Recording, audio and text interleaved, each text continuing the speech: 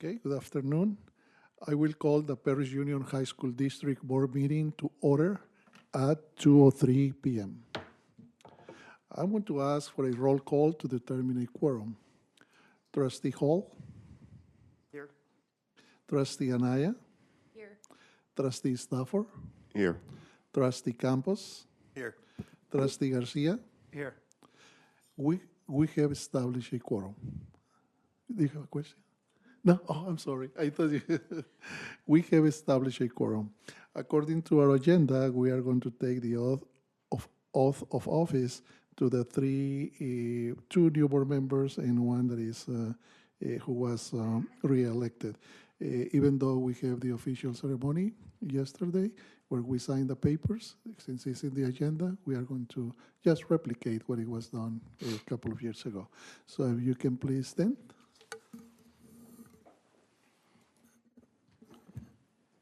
You can raise your right hand.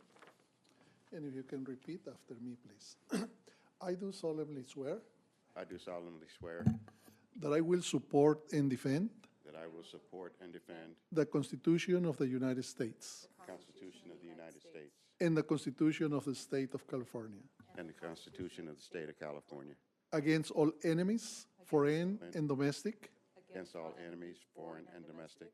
that I will bear true faith and allegiance I will bear true faith and allegiance to the Constitution of the United States to the Constitution of the United States and the Constitution of the State of California, and the Constitution of the State of California, that I take this obligation freely that I take this obligation freely without mental reservation or purpose of evasion, without mental reservation or purpose of evasion, and that I will well and faithfully that I will well and faithfully discharge the duties upon which I am about to enter. discharge the duties upon which I am about to enter. Thank you.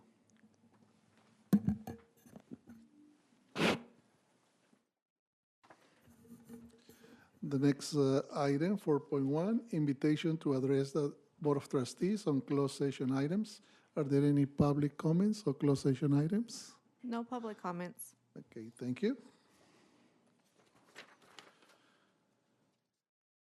The next item, 5.1, adjourn to closed session. Do I have a motion to adjourn to closed session?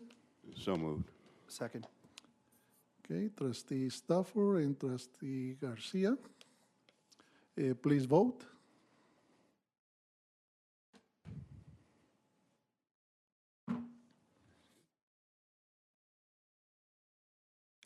Upon a vote being taken, the vote was 5-0. We adjourn to closed session at 2:06 p.m.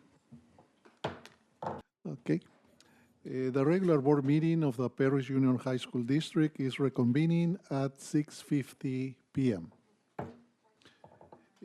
Mr. Campos is going to lead the Pledge of Allegiance and the invocation, please. Please rise. As we honor our flag, if you don't mind just putting your right hand over your heart. Ready, begin.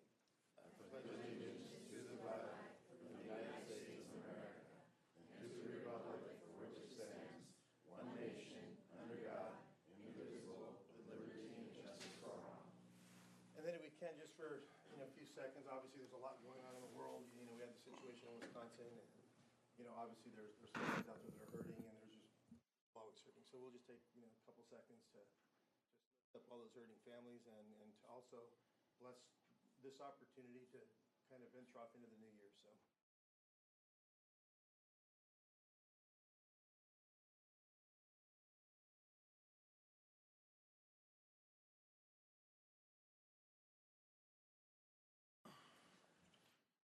Thank you, Mr. Campos. Our next item is the election of officers. And the first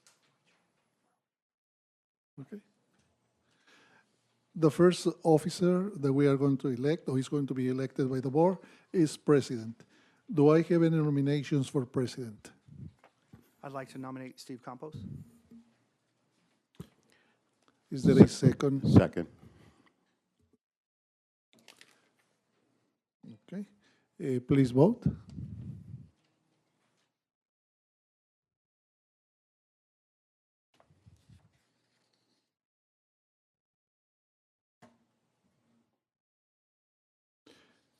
Okay, upon a vote being taken, the vote was 5-0, and the newly elected president, Mr. Steve Campos, will take over from here. Congratulations, sir.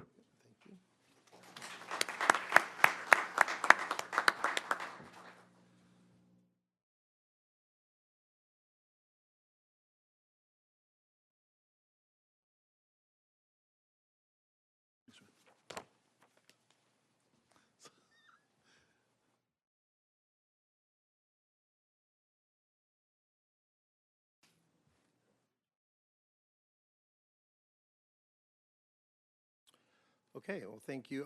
We're at 8.2, election of officers for vice president. Do I have any nominations for vice president?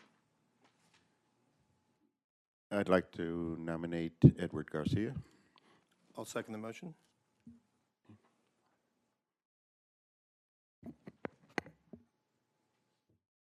Please vote.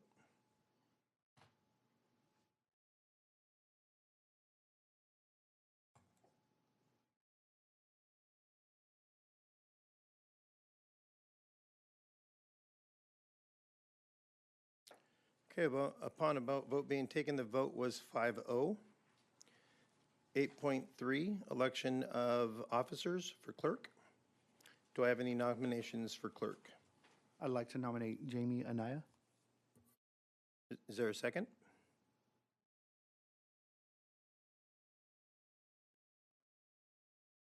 Wrong person.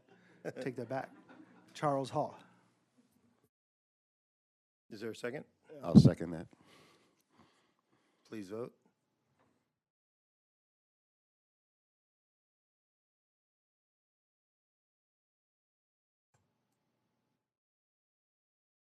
Upon a vote being taken, the vote was 5-0. 8.4, election of a representative for the County Committee on School District Organization. Do I have any nominations for representative?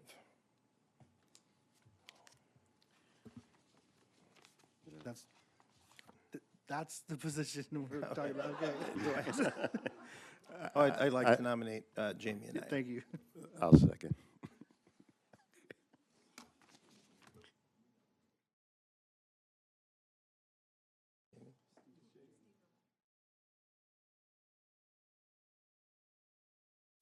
Please vote. I'll second. Second. Did Tony, I think Tony. And please vote.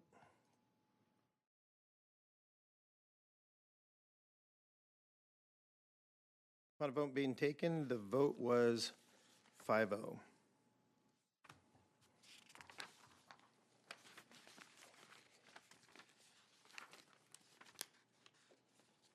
8.5, regular board meeting. Selection of the day, time, and location of the regular meetings. Do I have a motion to approve the proposed meeting dates? So moved. I'll second.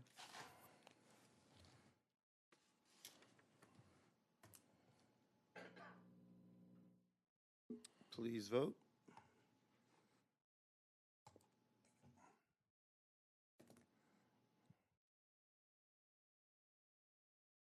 Upon a vote being taken, the vote was 5-0.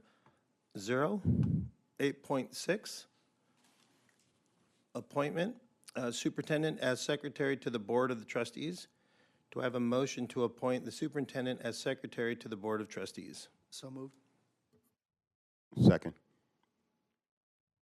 Please vote.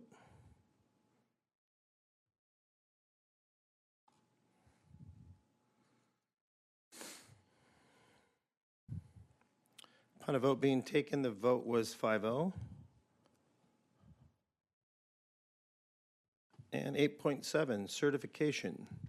The certification of signatures. Do I have a motion? So moved. I'll second. Please vote.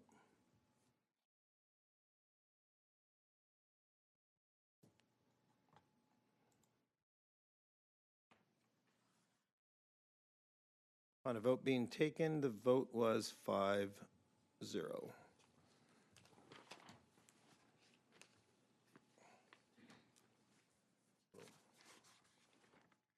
8.8,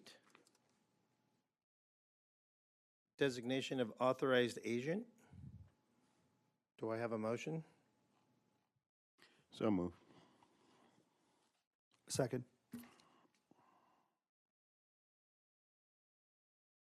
Please vote.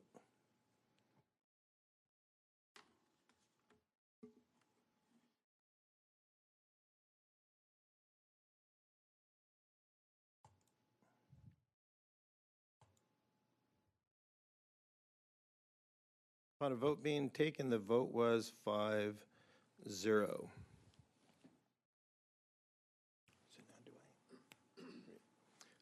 9.1, we're going to recess into California Military Institute meeting. 9.1 recess, the board president will recess the meeting to conduct the regular board meeting of the California Military Institute Charter School. We are recessing the meeting at 5:58. Oh, You need a motion? oh, I'll make the motion, so moved. yeah. Yeah. We are, okay, so we're recessing the meeting at, we'll go 5:58 PM to conduct a regular board meeting of the California Military Institute.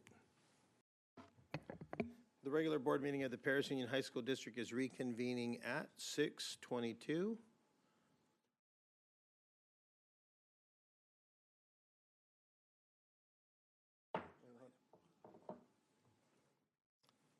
$10.1, whoa, sorry.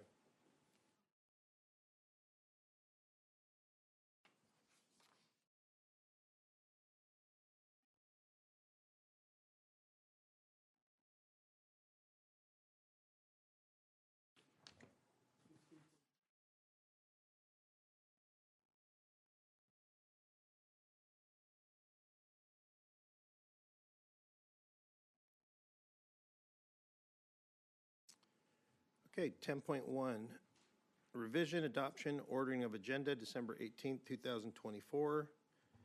Do I have a motion to adopt the board agenda? Before you do that, I would like to pull item 15.5. Okay, so trustee Garcia would like to pull 15.5.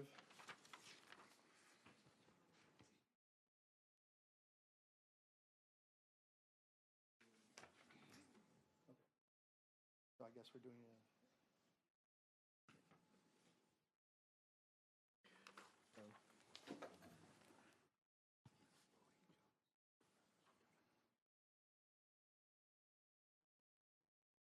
That's what I thought. 15.6, isn't it?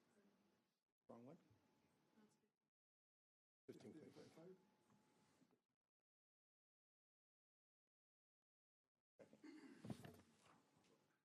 Well, yeah. I'll ask you in open. I don't understand. So How can you do one without the other?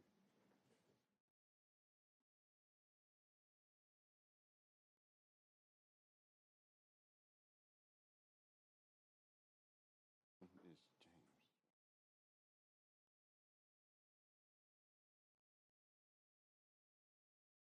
Joe, how do you know?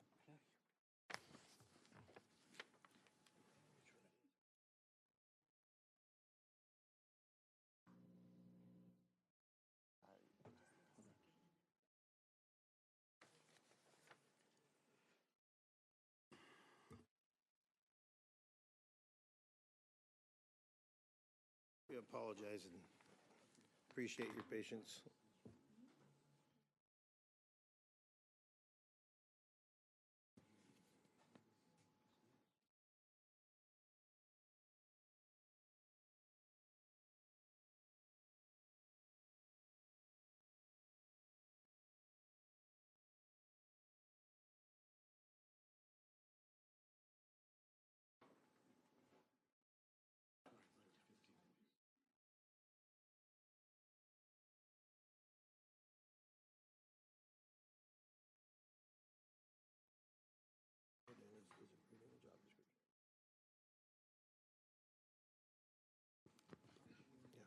Becomes 5, right?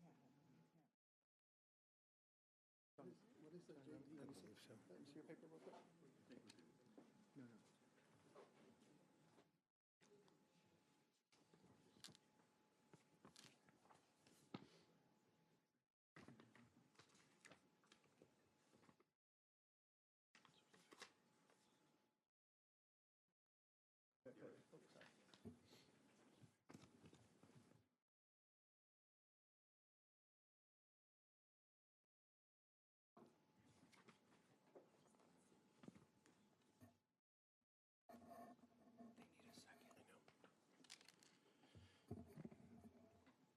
Okay, do I have a motion to pull, or to adopt a motion? Oh, yeah, I'm sorry.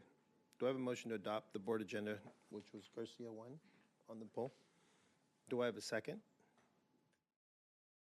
Second. I made the motion, and now we need a second. Yep. Is there a second? Tony. 15.5.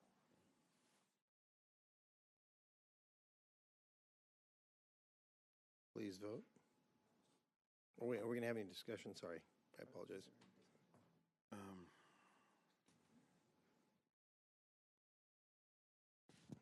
Any,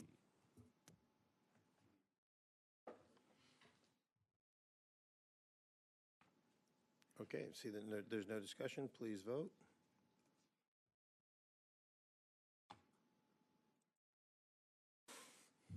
Upon the vote being taken, the vote was 5-0. And 11.1, report out of closed session. Nothing to report at this time, Mr. President. Thank you. 11.2, district update by the superintendent.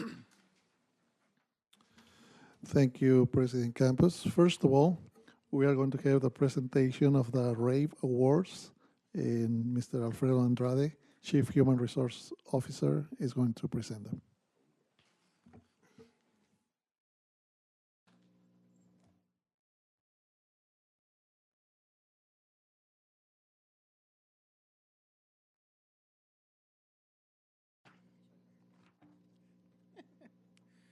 Thank you, Dr. Arau and board. We have tonight some RAVE Awards. We have 6 honorees that will be calling up. So for our honorees, when we call your name, please come up, get your award, and please stand here so we can go through the list. The first honoree tonight is one of our teachers at PELS, Danielle Anderson.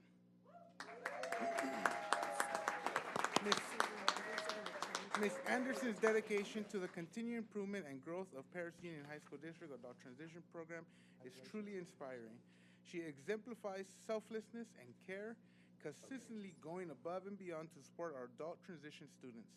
Her efforts ensure that both families and students feel empowered and recognized that they deserve an outstanding program and services.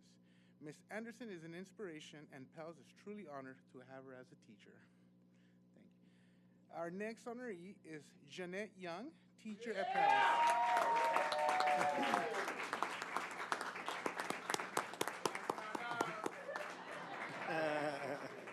Ms. Young may be new to PELS, but her impact feels as though she has been part of the program for years. She is incredibly caring and professional, creating a classroom environment where all students are encouraged and supported to reach their full potential. Ms. Young is both collaborative and innovative, embodying the qualities of a true 21st century educator. PELS is undoubtedly better because of her dedication and contributions. Thank you.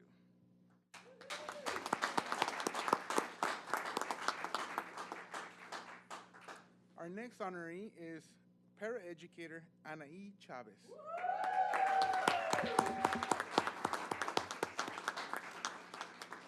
Ms. Chavez is truly exceptional in her role as a one-to-one aide. She provides unwavering support to a student with severe behavioral needs, approaching every challenge with compassion, care, and empathy. Her dedication and ability to connect with students have made a significant positive impact. In addition to her reliability, Ms. Chavez demonstrates a strong willingness to learn and adapt, readily supporting PELS in any capacity. She is an invaluable member of the team and a remarkable educator. PELS is fortunate to benefit from her unwavering commitment and support every single day. Thank you.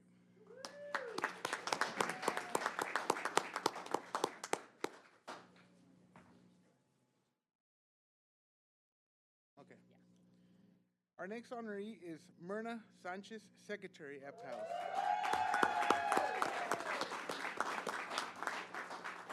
Ms. Sanchez works tirelessly to support the Special Education Office, seamlessly managing multiple roles and assisting various facets of special education. Her positivity and unwavering commitment shine through in everything she does. Ms.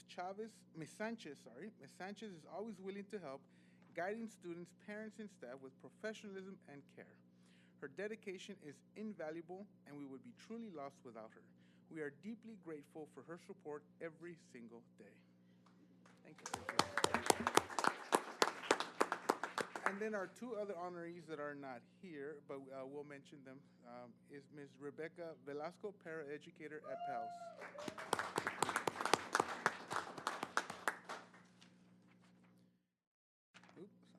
For Ms. Velasco is a breath of fresh air. Her positivity, kindness, and genuine care for each student she supports make her an invaluable asset to our team. As a classroom paraeducator, she consistently ensures that every student is working toward independence and maturity. Beyond her primary responsibilities, Ms. Velasco is always willing to assist PALS with additional needs, going above and beyond to ensure all students receive the support they require. We are truly fortunate to have Ms. Velasco as part of the PALS team. And our last honoree is Sonia Oliva. Ms. Oliva is one of our most dedicated and engaging paraeducators. She works one-on-one with one of our most challenging students, providing unwavering support and encouragement. Thanks to Ms. Oliva's effort, this student has made an incredible transformation, going from being non-compliant to fully participating in class. Each day, the student is speaking more and feeling like an integral part of the classroom community. Ms. Oliva has profoundly changed the trajectory of this student's life by believing in his ability to learn and grow. Her exceptional dedication deserves the highest commendation, not only for her work with her one-on-one student, but also for the invaluable support she provides to the entire PALS program. And those are our honorees. So please, board, for some pictures. Do you want us to stand here or go down there? Yeah, stand there or down here. Congratulations, everyone. Thank you for all your hard work. Are they putting this effort? Are we getting closer? Oh.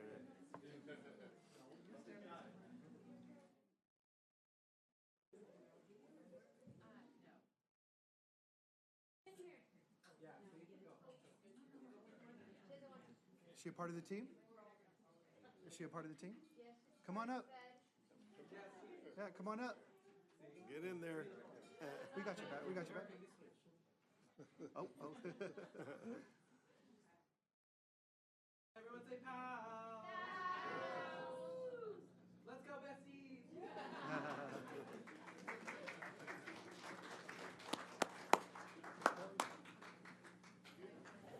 What's up?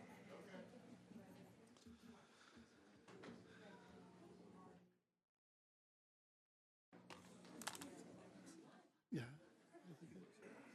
No. That, yeah. That guy. I don't know. Not that I know. Yeah, I continue. Yeah. Okay, so we are going to continue with the update of superintendent after congratulating the wonderful staff members that received the RAVE awards. I want to report back to the board and to our staff who is here and guests. I attended 2 Students of the Month at Sisler. It was a wonderful experience. Whenever you have the opportunity, we are going to send you the invite if you can join us. It's excellent. You can listen to the students who are selected for top performers. They have been overcome a lot of challenges, and they are doing it with resilience. And their perseverance is really, really impressive and big accomplishment. I can tell you that one of the students, I didn't know, it was very impressive to learn that she is a pilot already. Oh, wow. Yes, she has her pilot license. Yeah, another student is taking some courses at Harvard University. So it's a wonderful experience. So I want to let you know when we have, to all of you, if you have the opportunity to join us in the Student of the Month celebration. I had been saying, and probably you have listened to me when I said the safety of our students and our staff is our top priority. One of the things that we want to address is we are having lockdown drills but not the traditional lockdown drills. We have them during passing period, and we are scheduling during lunch also, because we don't know when we are going to need to do a lockdown. I want to say thank you to all the administrators, our staff, our educators, the classified staff who have been helping us during these drills. Also, thank you to both unions for helping us coordinate and address some adaptations, modifications that we need to do during the day in order to have the lockdown drills. Okay, so this is something new this year to ensure that we are ready, that we are prepared in case that we have an emergency. So thank you all. I want to share with you a wonderful accomplishment and say congratulations to our teachers, to all of our educators, classified, our students, administrators. Our district had a great commitment to work on improvement efforts, and we are seeing the positive impact. Based on the recently released California School Dashboard results, our Paris Union High School District is no longer eligible for direct technical assistance of DTA. We had several elements on the dashboard. I believe they were 5, and Ms.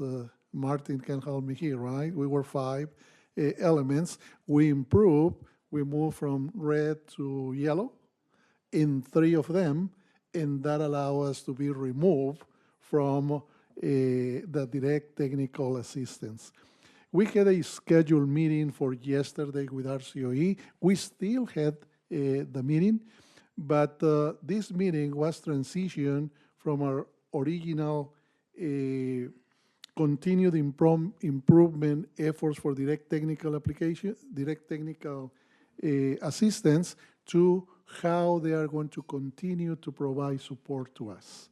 So this is a big accomplishment, and I really would like to say a thank you to Ms. Diane Martin, Dr. Cajon, and Mr. Tipi for coordinating the process. A big thank you also to RCOE, because their support, their guidance was key in order to do this process. And that was done all of that effort was done last year.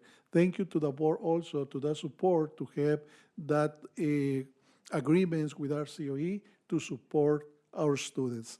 So I just want to tell you that only 2 districts in the county were removed from the direct technical assistance, and Paris Union High School is one of them. There is work to do still. We have LTELs, long-term English learners, that are still there, right? There is a lot of work, and I know, I'm confident that for LTELs and for, it was the homeless group, we are going to be focusing our efforts not only on those 2 groups, because we are going to continue to support all the groups, right, to have parallel efforts, but one of our goals is to remove those 2 subgroups from the red into at least the yellow, and try to improve the ones who are in the yellow to the next color. So congratulations to all of our educators at Paris Union High School District, because it was a team effort, and this for the benefit of the students. And thank you to the board for the support.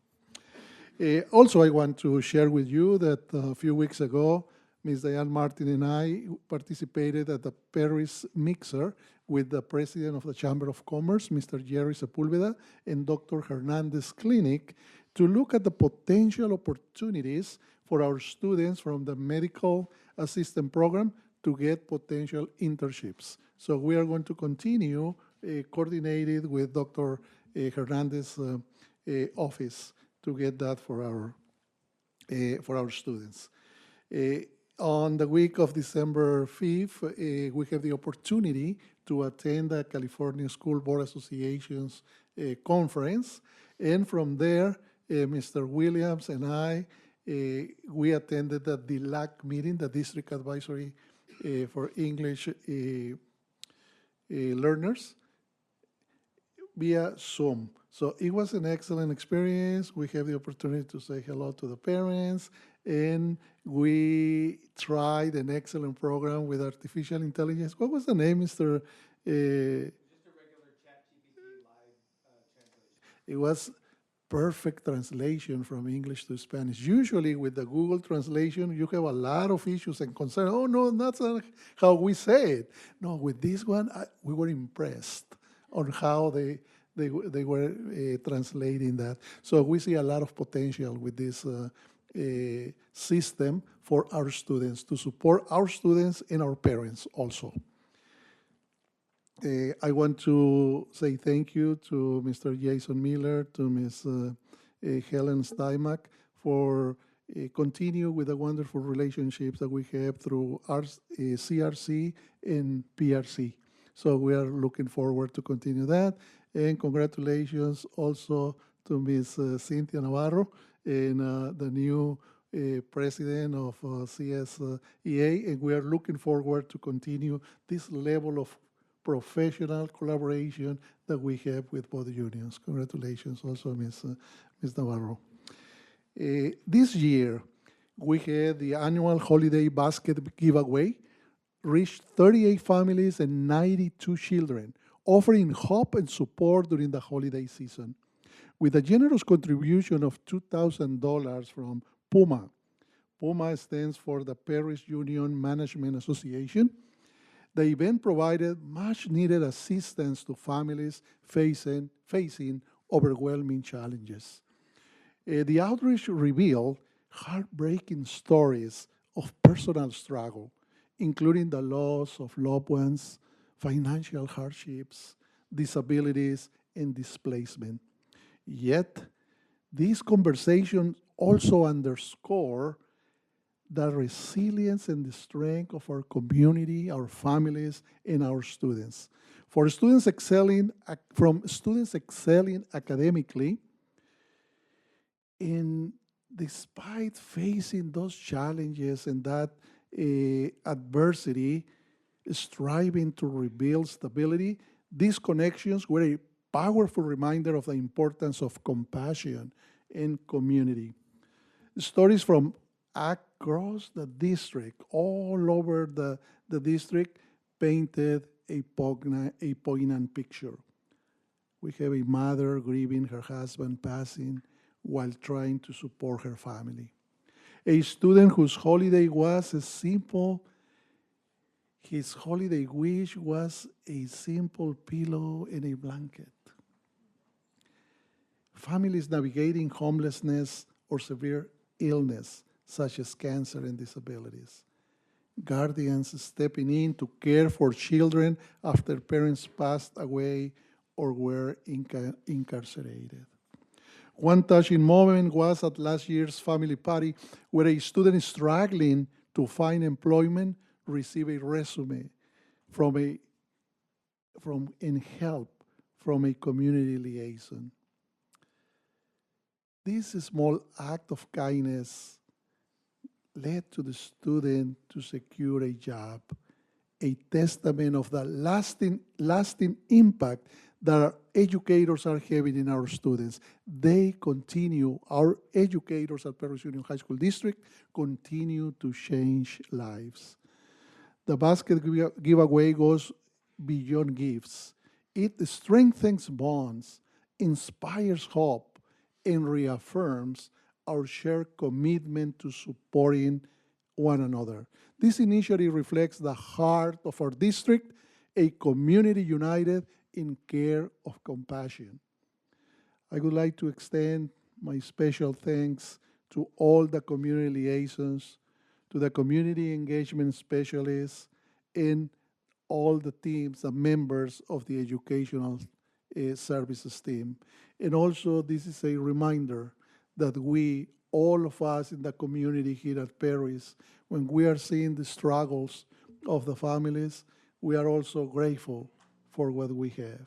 And we really appreciate and recognize, mostly during these days, that we have time to reflect, right? All the blessings that we enjoy. That is, with this I conclude my update. Thank you.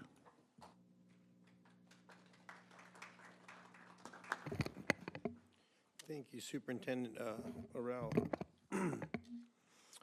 11.3, student representatives to the Board of Trustees.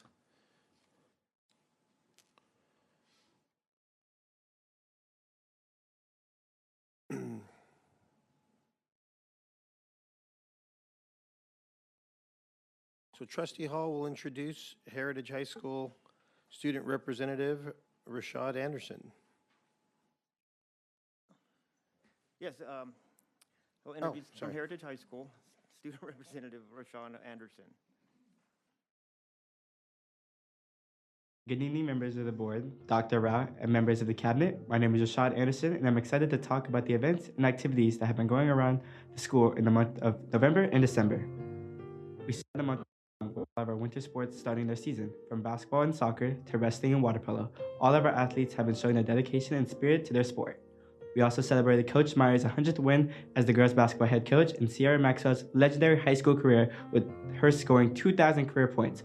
All of these wonderful sports are setting the standard on what it means to be a Patriot, and we're looking forward to supporting them throughout the season ahead. 6, 1, 2, 3, Heritage. 4, 5, 6, Stanley. We heard it. As we start finals this week, Link Crew hosted a Cocoa and Cram specifically for our freshmen on campus. This event provided a supportive and encouraging environment for our newest students to prepare them for their exams. With the help of Link Crew leaders, freshmen were able to review their coursework, ask questions, and receive guidance, all while enjoying snacks and feeling comfortable.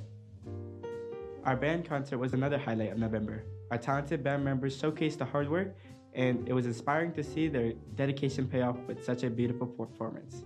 It's always amazing to see that students come together to make music that moves us all. Finally, we wrapped up the month with a Kwanzaa celebration hosted by the Black Student Union. This event provided an opportunity for us to reflect on African American culture and values, fostering a deep sense of community and understanding on campus. We also recognize our Student of the Month this month to ASB's very own Taylor Grender. Taylor is an exceptional leader and student who embodies what it means to be a Patriot. She is a four-sport athlete who excels in water polo, cheer, swim, and golf, and serves as a captain in all of her sports. Beyond her athletic achievement, she is also our ASB Vice President, leading in the charge to make a positive impact on campus. Taylor is not just an athlete, she's also a scholar. Taylor maintained an impressive 4.3 GPA, showcasing her dedication to her academics and sports. This concludes our presentation. Thank you so much for the continued support of what we do here at Heritage, and we hope everyone has a fantastic winter break.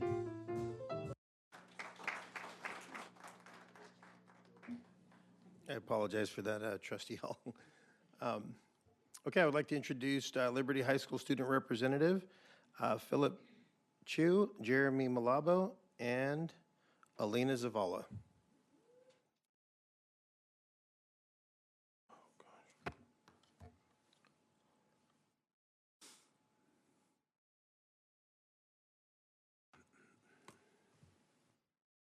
Dr. Rao and the cabinet. I'm Alina. I'm Jeremy. And I'm Phil. And this is December recap. Aisha Jamie was selected as our Student of the Month. She's involved in girls lacrosse and golf. As well, she's a part of the medical pathway. She's very hardworking and embodies the herd way. On December 6th, LHS ASB hosted our Welcome to Whoville Winter Rally. We had amazing performances from dance troupe and folklorico, recognized our winter sports, and played student and staff games. We even had a special appearance from the Grinch himself. on November 22nd, LHS Dance Troupe was proud to host its first fall showcase, which was Moana themed. Along with Color Guard and Polynesian dance, the showcase depicted the story of Moana, delivering a fun and immersive experience for those who attended. LHS Band and Choir had their annual winter concert on December 11th. Attendees got to enjoy a variety of holiday classics and other song performances. ASL 4 students at LHS hosted a winter showcase displaying their ASL skills. The performance went outstanding, the varying group sizes keeping things interesting. They were able to clearly convey the meaning of Christmas songs through their signs, creating a great time for the audience. And as always, have a great day. And happy holidays. Go Bison!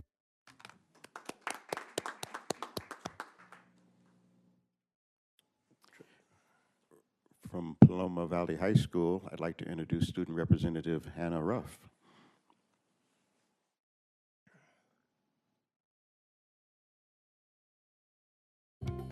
Following that, our chess club featured a 3-day tournament for all levels from beginner to advanced. Also that week, we had our ASL annual winter show, the theme Frosty Flashback of boys or girls.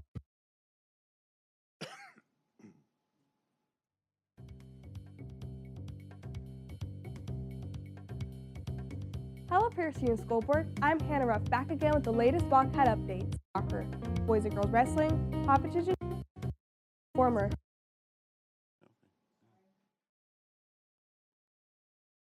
The theme Frost. Hello Paris Union School Board, I'm Hannah Ruff, back again with the latest Wildcat updates. Starting off with our newest Student of the Month for December, Hannah Welch. As a multi-sport athlete and talk academic performer, Hannah is a great role model for Wildcats. Next up, our music program's winter concert on December 5th. Music filled the theater as the audience enjoyed classic tunes by our talented musicians. On December 10th, we had our winter pep rally. In this rally, we cheered on our winter sports teams, played fun games, and had spectacular entertainment.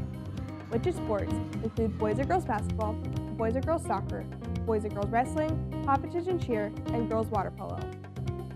Following that, our chess club featured a 3-day tournament for all levels from beginner to advanced. Also that week, we had our ASL annual winter show, the theme Frosty Flashbacks. 2 performances brought audience a fun and unique experience for the holidays. Then, we had our annual Winter Wonderland on December 13th. This is a community event where clubs came up with games and activities for families all around Manatee could participate in, and amazing performances from various groups on campus. This event was also a toy drive. Winter Wonderland was a major success and an unforgettable evening. Now, a huge shout out to our incredible biomedical sciences program that set the enrollment record for more than 300 students. Biomedical science is a 4-year pathway that has been growing at Paloma Valley since established in 2013. Finally, as you watch this message, our Wildcats are in the middle of final exams leading into the long-awaited winter break that will take us into a new year and new semester. That's it for this month. I'm Hannah Ruff with Paloma Valley ASB, and I'll see you next year.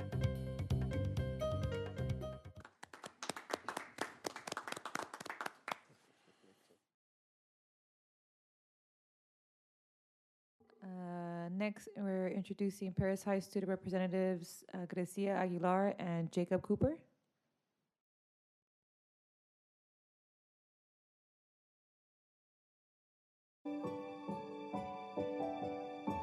Good morning, school board and staff. I'm Jacob Cooper. And I'm Grecia Aguilar, and today we will be discussing all the events and activities that our school has had in November and December. On November 15th, the avid students from Paris High and other school districts decided to take an educational trip to Knott's Berry Farm. That same day, our automotive class took a trip down to the raceway.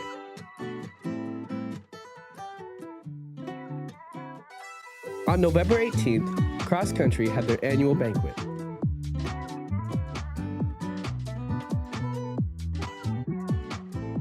On November 19th and 20th, our senior interviews took place at Paris High School. I'm a little hungry. You didn't go to the Panthers Giving? No, when was it?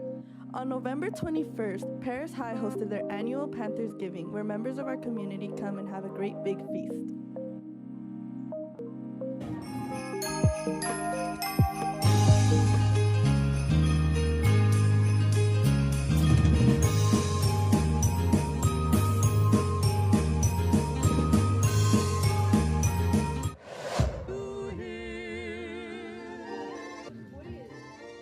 About our food drive? Our food drive? It happened November 22nd. That's when we give back to our community in need. Soon it will be. Whoa, where are we? We're in Paris for our winter formal. Do you not remember our Spirit Week from December 2nd to the 6th? No, tell me more about it. On Monday, we wore pajamas. On Tuesday, we were Santa's little helper. Wednesday, we wore ugly Christmas sweater. And on Thursday, we were French tourists for the day.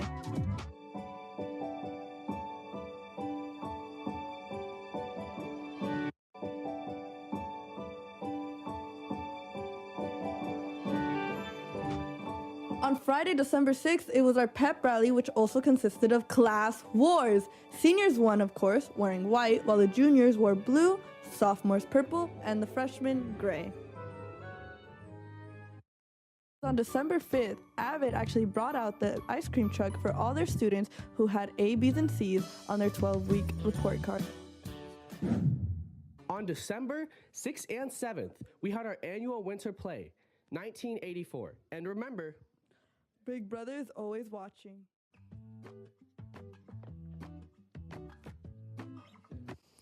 on December 6th, wrestling had their preseason tournament. And lastly, our Student of the Month. Congratulations to Valeria Corona. And that's all of our November and December highlights. I'm Jacob Cooper. And I'm Gracia Aguilar. And we'll see you next year.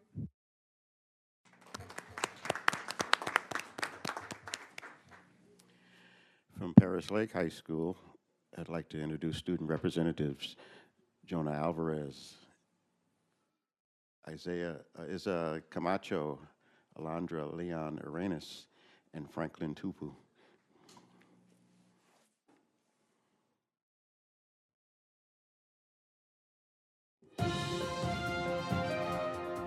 Greetings, PUHSD. December 2024 has been a truly unforgettable month filled with celebrations, school pride, and incredible achievements. From the excitement of Spear Week to Paris Lake High School's very first participation in the City of Paris parade. This has been a time to honor our students, staff, and community in the best possible way. We kicked off the annual month with our 2024 Annual SOAR Award, a night to remember. Students and parents gathered at the newly renovated Paris High School auditorium to celebrate outstanding achievements. The evening recognized students for academic excellence, 3.0 GPA and higher, perfect attendance, leadership, resilience, and more. A heartfelt thank you goes to Think Together for inspiring Changing the Odds Awards and to the Malley organization for the awarding 3 scholarships of $1,500, $250 to support students' futures in education and career pathways. We also celebrated our Paris Lake family with our first ever Friendsgiving celebration. This special event gave students the opportunity to bring a loved one and come together as a community to celebrate the holiday season. It was a heartwarming time filled with connections, gratitude, and joy, perfect for the season of togetherness. Another highlight this December was Paris Lake debut in the 2024 City of Paris Christmas Parade. Thanks to the hard work and creativity of our students, in collaboration with Think Together, we proudly designed and decorated a festive float that brought our Falcon spirit to life. From crafting costumes to decorating the float, our students poured their energy and enthusiasm into the event, and their effort paid off. We were thrilled to take home the first place trophy for the best community display. We also couldn't let this month pass without celebrating one of our very own Miss Puente, who was honored as Teacher of the Year for the entire Paris High School Union District. Miss Puente's dedication, passion, and unwavering support for our students makes her so deserving for this award. We are beyond grateful to have her as Paris Lake family. Congratulations, Miss Puente. At Paris Lake, we believe more than just a school. We believe in building a family. This December, our community spirit shined brighter than ever. We couldn't be prouder for all our students and staff and partners have accomplished. Thank you for celebrating these unforgettable moments with us. Be sure to watch our December highlights and videos and join us in saying Go Falcons.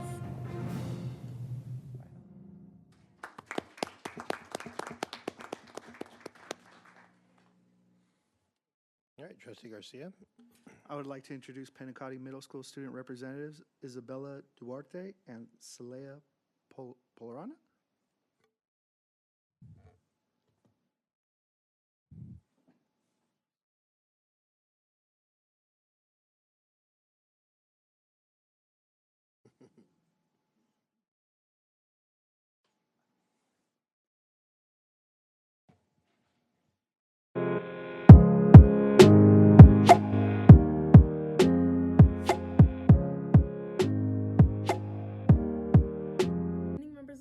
Superintendent Dr. Arau. My name is Sala Palarena, and I'm your ASB student rep at Pinacati Middle School. My name is Isabella Duarte, and I'm your ASB rep. We're here to report what's been happening here at Pinacati for the past few weeks. November and December have flown by.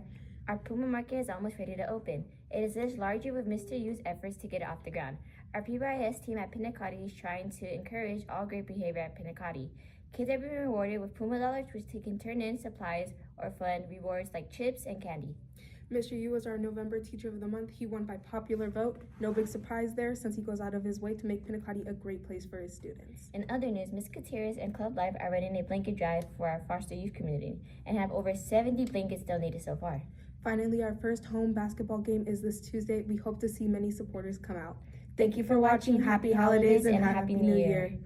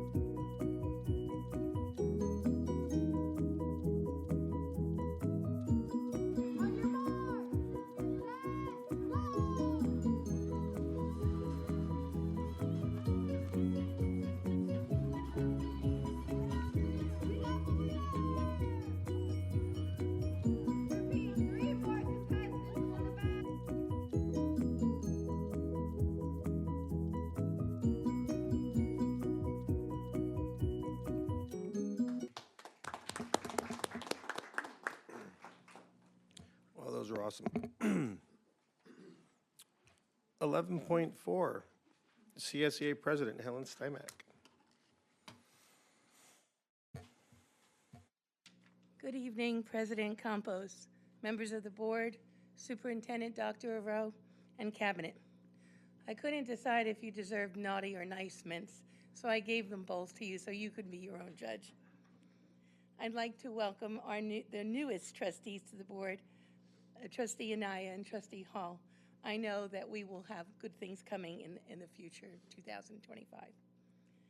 I'd like to thank our campus supervisors who stepped up and volunteered from our comprehensive campuses to assist Pinacati Middle School this morning because coverage was needed for the safety and security of our students and staff. Thanks to the swift decision and rapid response from our security director, John Hannon, the campus was staffed with appropriate coverage. We will always support the district and their decisions when it pertains to the safety and security of our students. In regards to negotiations, I would like the board to know that we still have not completed our initial openers and many items have still not been addressed. I am concerned because the district continues to bring other items to the table to be addressed, but items like last year's COLA for salaries, the seniority list, negotiating the effects of positions not filled from the retirements in June, and the summer assistance program have been put on the back burner. Also, the school secretary at PALS was promoted over a month ago, and yet his position has still not been flown. We are concerned about the district priorities. I mention this today because we should have met yesterday for negotiations, but the district canceled our meeting the night before, stating that they needed time to gather information. But we have much more on the agenda that could have been discussed to keep the momentum moving forward to complete the items and the articles still open. CSEA may have to hold over the current team, as we have done before in the past, to bring the initial openers to conclusion so that the new team can begin to work on the successor contract for the 25-27 years. This night is bittersweet for me too. I proudly served Chapter 469 educators in 2018 as president and again in 2024. Deciding it was time to pass the baton to a younger generation, I am joining the rank as past president. At this time, I would like to introduce to you the new members of the executive committee who will take on the leadership role in January, some of whom are with me this evening. CSEA President Cynthia Navarro, First Vice President Eliezer Espinoza, Secretary Abby Nunez. Jeff Plamadon, our Communications Officer. And Kevin Reyes, our Labor Relations Rep.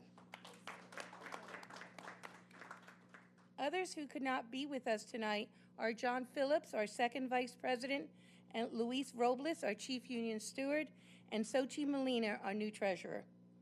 Although the face of CSEA Chapter 469 will change, their dedication and desire to represent us with honesty and integrity will remain constant.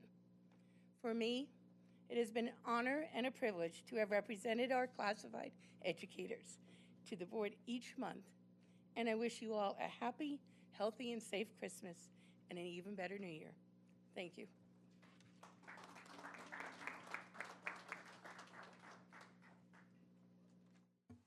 Thank you, Helen, for all that you've done and for all your presentations. We appreciate it.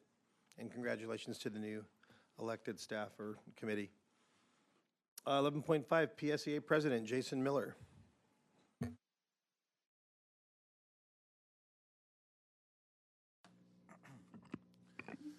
Congratulations to all the RAVE Award winners. Congratulations to Ms. Anaya and Mr. Hall in becoming our new trustees. Congratulations to Mr. Stafford for continuing in his role as an ongoing trustee. I am very excited about this board. I want you to know what I'm all about, both personally and as president of PSEA. As one drives the other. Leaders are not just about the competence in the job, but who they are actually as a person. Me, I accept Jesus Christ as my Savior and his gift of salvation and forgiveness of my sins, and I believe he died on the cross for me. I'm not perfect. Be salty, stay lit. Matthew 5:13 through 16. And if anyone's seen my Christmas show right now in my front yard, they know I'm very lit. In a good way.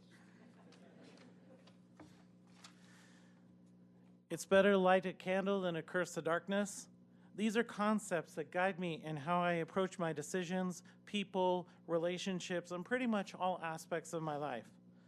For PSEA, I have visions. My vision is one of peace, prosperity, and safety for our employees. How many teachers know the ins and outs of the 39-month rehire list? How many teachers know what sub-differential is, or what are their rights to transfer from one school to another? Not many. You see, that's why PSEA is here. PSEA is here to help with the background part of the job, so that our teachers and our counselors and our psychologists can focus on teaching or counseling or lesson planning. We are here to help our members just do the essential responsibilities of their job without having to worry about the stuff in the background. The stuff in the background is important, no doubt, but it has increased the productivity of the entire district, as Dr. Rao mentioned earlier. As a whole, to have a group like PSEA help our members navigate these components of the employees in the background. My vision for PSEA is also to help people as much as possible. I try and help our members as much as possible, although depending on the issue, there are some times when nothing can be done. I have my enemies for sure, but I even try and help them. 'Tis a hard thing to help an enemy, and I cannot say that I do not struggle with that. Nonetheless, sometimes I make it my personal challenge to help those people who hate me. I call it PSEA magic when I get something that is really difficult for me to get for a member. And sometimes even then, afterwards, some of those members still turn around and dump on me. 'Tis still an even harder thing to get a member something they wanted or needed and still get dumped on even after that. Therefore, I try very hard in those cases to make my light shine that much brighter. Thank you for this time to speak.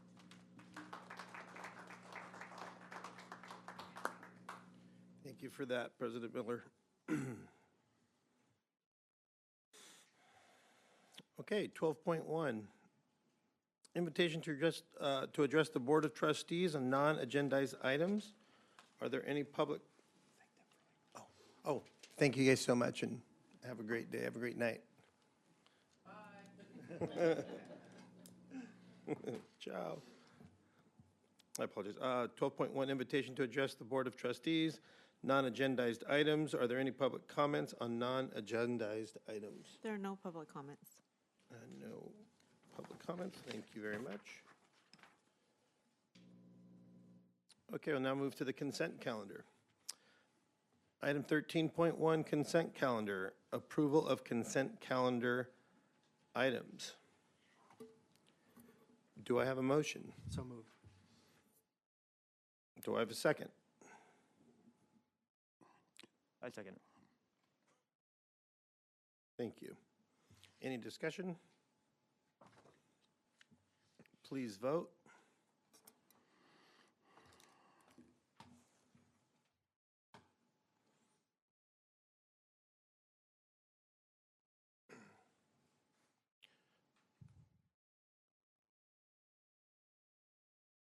I'll refresh.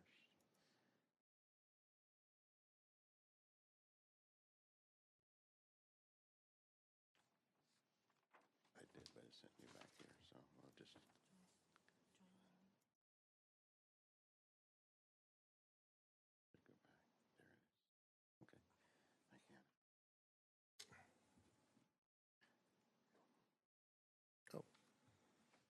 Upon a vote being taken, the vote was 5-0. Now we'll move to our written reports. 14.1, discipline, November 24th, or 2024 monthly suspension report.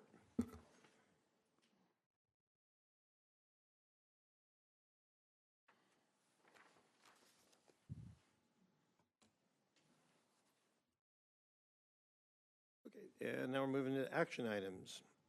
15.1, general functions. We're calling for nominations for the California School Boards Association Delegate Assembly. And I would like to make a motion to nominate Edward Garcia to the California School Board Association Delegate Assembly. Do I have a second? I second it.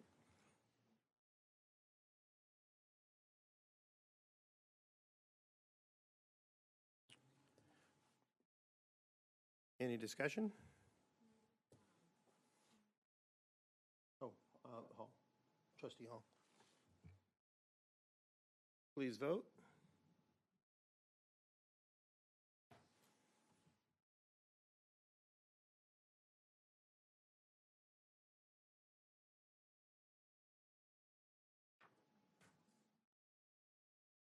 there it is.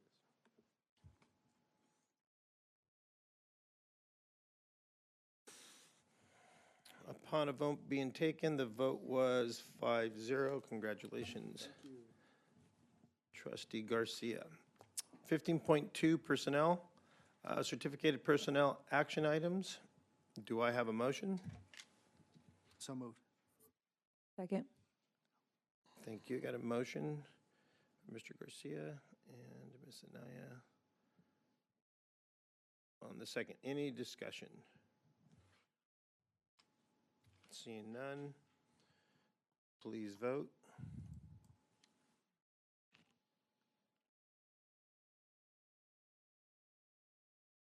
Upon a vote being taken, the vote was 5-0. 5.3. Oh, I'm sorry, 15.3. Personnel, classified personnel action items. Do I have a motion? So moved. Second. Yeah, second, thank you. Trustee Garcia and Trustee Stafford on the second. Okay, please vote. Oh, yeah, I'm sorry. Is there any discussion? Nope. Seeing none. Please vote.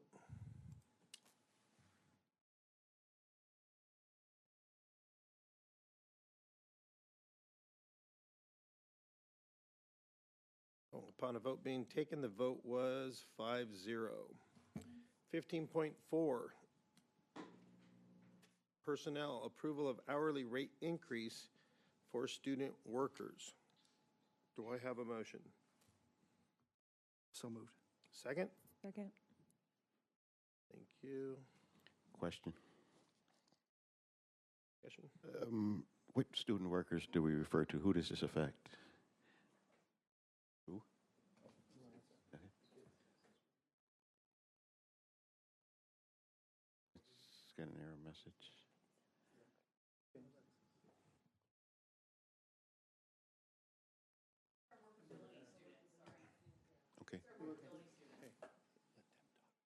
how many, if you can help us, we cannot open the link with all the information is, that's why. No, it's,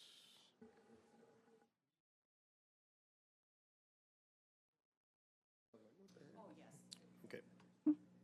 So the student workers are workability students, and I think it also meets the California state minimum wage now, so it's just bringing them up to par for the state. But our student workers are workability students and will be our weekend work students when we get the contract moving.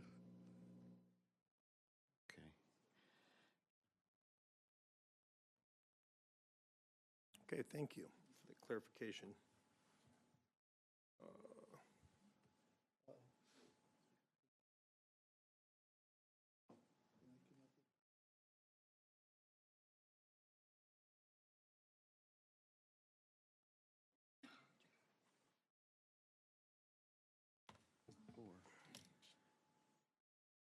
revised, I'm on the wrong.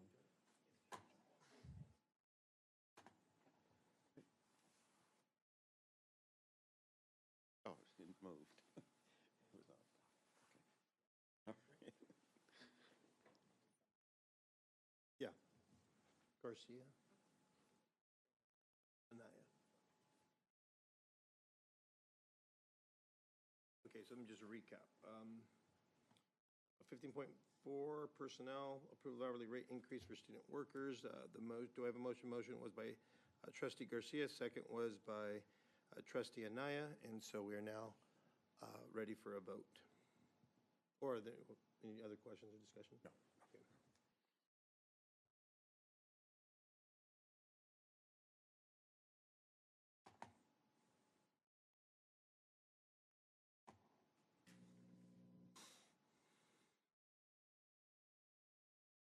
I got it. Oh, yeah. Yeah. Apologize for the technical difficulties and appreciate your patience.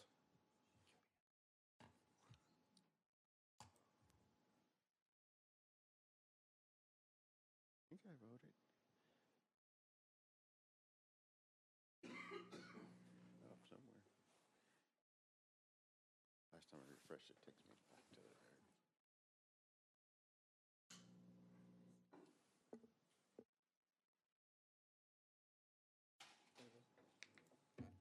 Oh.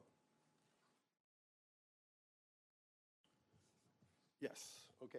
Upon the vote being taken, the vote was 5-0.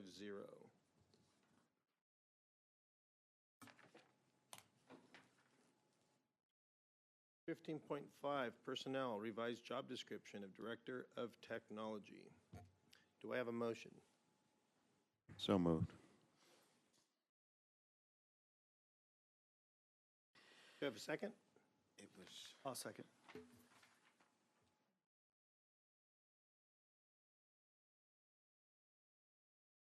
Any discussion? No. Any discussion? Okay, seeing none, please vote.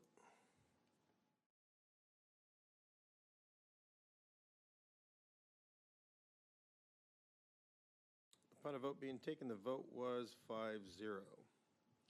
15.6 personnel, 2025 and 26, and the 2026-27 instructional calendars. Do I have a motion? So moved. Second. Yep, second.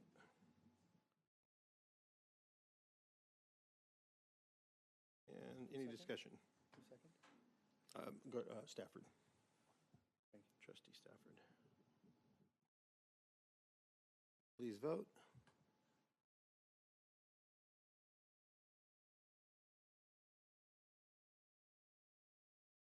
Okay, upon a vote being taken, the vote was 5-0.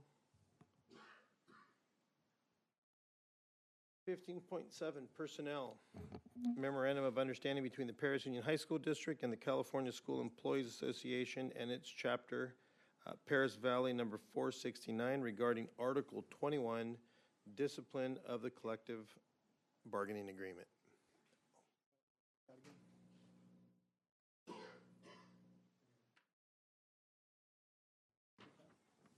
Yeah. We apologize. We're just having a lot of technical issues. Takes a minute to come up. Okay, do I have a motion? What item are we on? 15 point, I believe, 6. Okay. Well, now I'm on 15.8.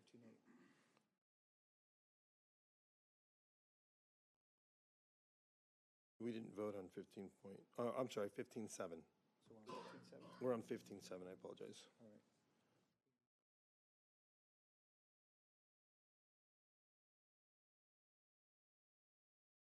Okay, so let me go back. So we're on 15.7, personnel, memorandum of understanding between the Paris Union High School District and the California School Employees Association and its chapter, Paris Valley number 469, regarding Article 21, discipline of the collective bargaining agreement. Do I have a motion? Wait, hold on, we're having some technical difficulties. Do you want to continue on because you have it in writing, or do you want us to stay on digital?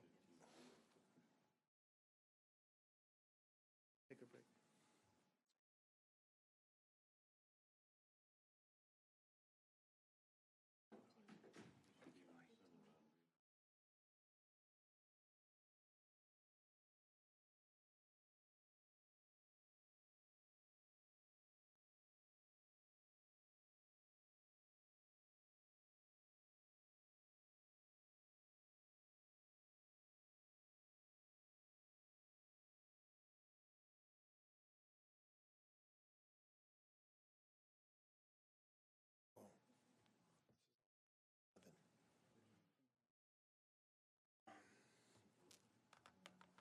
Yeah, I went to 15.11.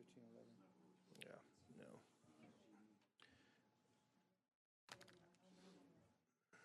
Oh, now we're good. Sorry about that. The computer wants to get us out of here a little sooner than expected.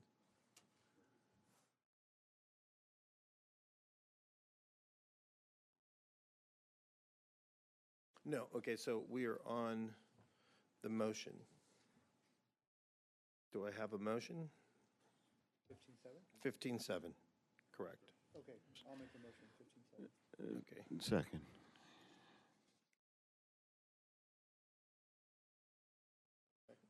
Yes, Trustee Stafford. Thank you, sir. Any discussion? None. None, please vote.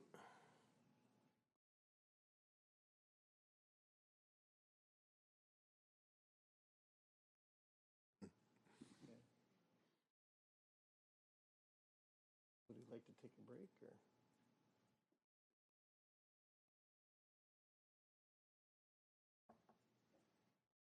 Got it. Oh, we're back up.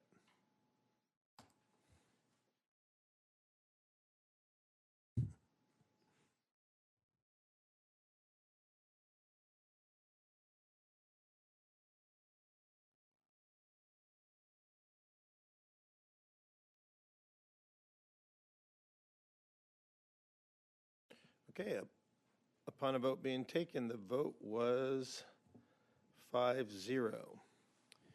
15.8 business, resolution number 11, 11/24/25, resolution of the Board of Trustees of the Paris Union High School District approving a joint community facilities agreement with respect to the Community Facilities District number 2023-2 Cimarron Ridge of the City of Menifee, which is Improvement Area 2, at an estimated revenue in the amount of $997,000 and $997.30. Do I have a motion? So moved. Second. Any discussion? Okay, please vote.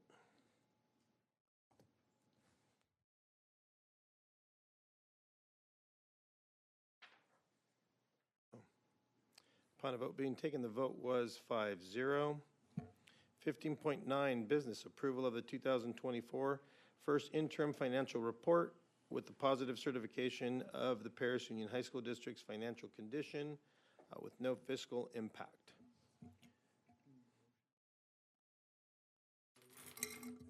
Okay, do I have a motion?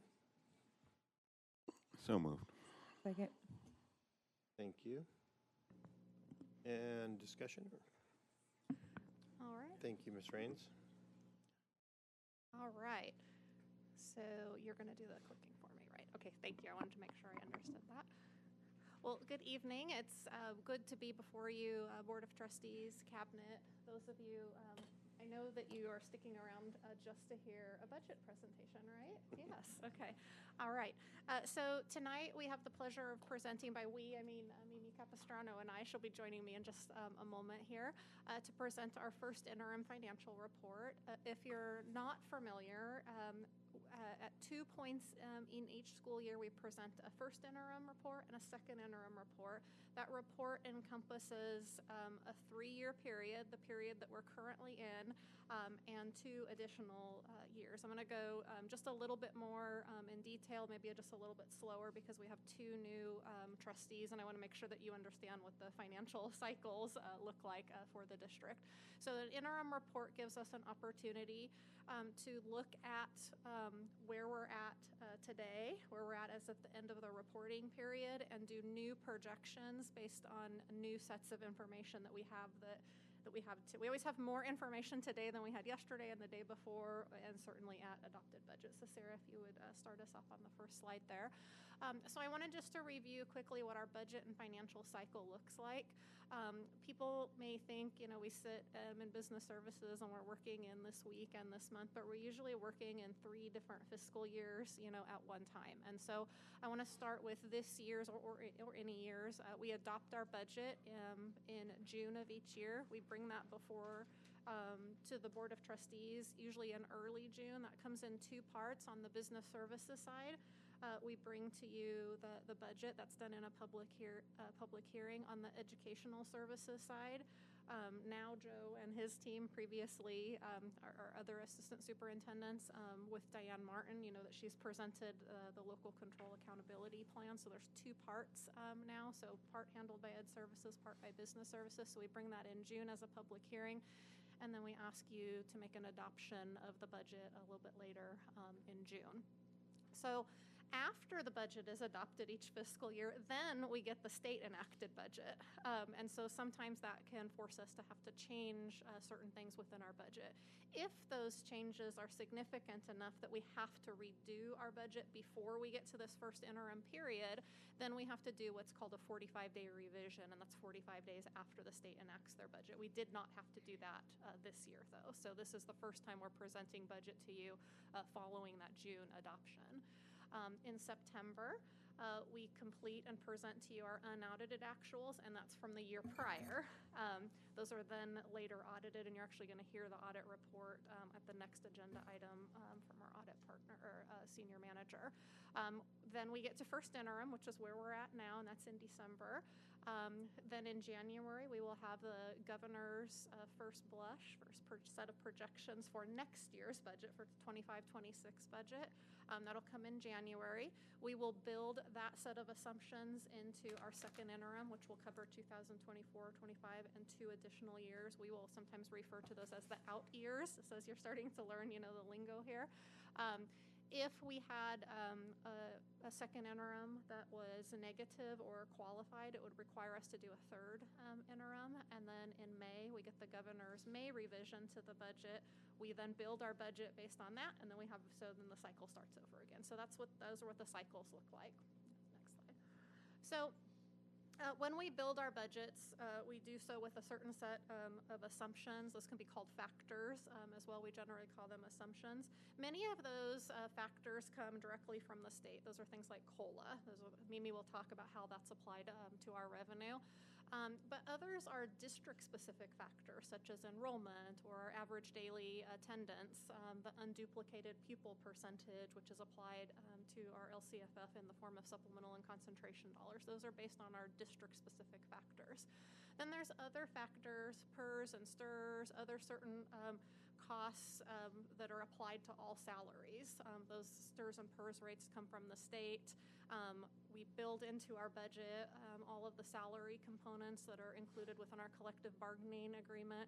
I'm making it sound much more simple than it is. It's a very long process that we go through to make the budget as precise as it possibly can be based on what we know at the time. So, as I mentioned, we did our adopted budget in June, and we're now sitting here at first interim. Most of these factors are the same as when we adopted the budget in June, with some exceptions, and those are the ones we want to focus on today. So the changes at first interim.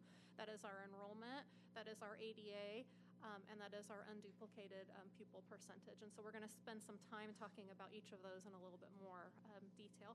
I should have mentioned at the beginning, if at any time you have a question, please feel free to interrupt. I'm going too fast, too slow, anything like that. Go to the next slide. So it's important that we look at our enrollment trends. So in the Paris Union High School District, we have been a growing district for a number of years. We projected, based on those trends, not just the trends in our district, but also the data from our 4 feeder districts, to grow from last year to this year. In fact, we projected a 1% growth. But you can see what happened between last year, 23-24, and this year that we're in now, 24-25, we actually declined. The data doesn't show that we should have declined, and I know we've been having conversations and we'll continue having conversations about that, but that significantly impacts our revenue, especially if we continue to decline. And that now becomes the trend, and so that's a significant change we had to make in the budget, lowering our enrollment projection, which then lowers our ADA projection. ADA is average daily attendance. I'm going to try with 2 new trustees to make sure I'm not using acronyms. So I apologize if I do. Just give me that look. I appreciate that. So those are our enrollment trends. And so Mimi has made a change in the budget from what we adopted at budget for the enrollment projection to what we're seeing now. Enrollment is what we use in the budget is a fixed point in time, which is known as Census Day. That's the second Wednesday in October. We'll hear that call. Those of us that are old, like me, will call that CVEDS Day. It's really CalPADS Day. And so that's the enrollment that will be very close to when we certify CalPADS. We don't quite have that yet, but that'll probably be within about 5 students or so, that 10,806. Go to the next slide, Sarah. So I want to show you what that looks like in numbers. So we are not funded in the state of California based on enrollment, but it's the base factor that we start with. So what I'm showing here in this top table is what was our enrollment at the adopted budget. So if we look in 24-25, we projected our enrollment to be 11,039 students, which was an increase at the time of 1% over the previous year. In this update we're providing to you at first interim, our enrollment is the 10,806, which is a 2.11% decrease from where we adopted the budget, or a change of 233 students. We've then used that decrease in each of the out years, so each of the next fiscal years, to project an additional 1% decline and an additional 1% decline on that.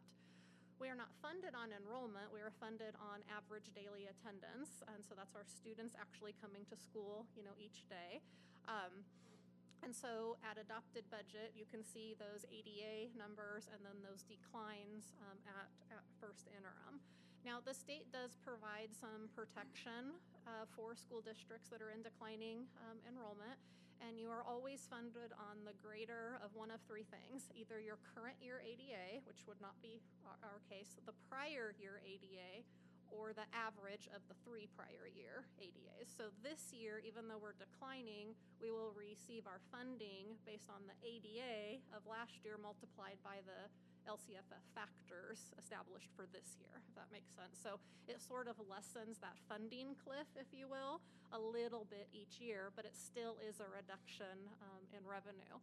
We have to adjust our revenue right away. That protection is so that you can start adjusting, because when you have less students, you need less teachers, just as an example. But it's hard to turn on a dime with that. But the revenue we have to account for based on the ADA that we're seeing. Okay. So this is just two different charts just to show enrollment on the left and ADA on the right for each of the 3 fiscal years that we're speaking of, to show you adopted budget and first interim, again, for each of the 3 years. The green line there shows the decline of the 2.11% for this year on enrollment, as I talked about. ADA on the right is showing the actual number of students. So 207 as an example for 24-25, that we had to adjust that revenue down for those 207 yielded students. Okay, one of the other things I really wanted to talk about is our ADA capture rate. So we've talked about enrollment, which is the number of students enrolled in the district, and how we're funded, our average daily attendance. When you divide your average daily attendance into your enrollment, you get what's called an ADA capture rate. Sometimes we'll call that ADA to enrollment, sometimes we'll call that an ADA yield, and all of those things are correct, but it's the capture rate. And so that's at what rate on average our students are coming to school. That's done on a daily basis, that's done on a weekly basis and a monthly basis when our school site personnel, when people services looks at that data, when the state looks at that data. There has to be an agreement of how we look at that data so that we're all comparing apples to apples, so to speak. And so that calculation is your funded ADA, which is typically period 2 attendance, which is in April, divided into that census day. So those are always the numbers when Mimi and I are presenting capture rate that we will be looking at. You'll see, you saw that recently in Dr. Dodson's presentation in the other meeting, he talked about his capture rate. He's doing that on a monthly basis, and that's okay. He's not doing it wrong, neither are other school sites, but we have to look at it from a funding perspective. And so you can see when we look at the years pre-pandemic, our capture rate was roughly 93%. So that really just means every student came to school about 93% of the time, some more, some less, of course. And then what happened is we get into the pandemic, and in 21, 22, our capture rate goes down to 80. I can't actually see the number, but that's 87.5%, I believe. Is that correct, Mimi? 87.5%. Now, there was COVID mitigation for attendance that applied in that year, so we were actually funded, luckily, on 2019-20 at the 93.04%, but I thought it was important to show you just how far we declined in our capture rate in terms of students coming to school on a regular basis. We did see that increase slightly post-pandemic, but unfortunately, in our district, we still have a ways to go. I think you heard Marvin talk about that 2 board meetings ago. Of course, the 2 of you did not hear him talk about that, but we really need to focus on down to the school site level, working with our parents, working with all of the different stakeholders, and getting that capture rate back up to what it was pre-pandemic. We are still far below. While we're increasing, we increased last year, and that's good. We should celebrate that. But we need to get back up to pre-pandemic levels, and we need to get back up to the statewide average for high schools and high school districts. Yes, Ms. Anaya. Just a question. Is this a reflection in all the districts or just ours? The attendance going down after COVID and kind of staying there? That's an excellent question. So districts across the state saw a decline in their capture rate post-pandemic, or when students came back.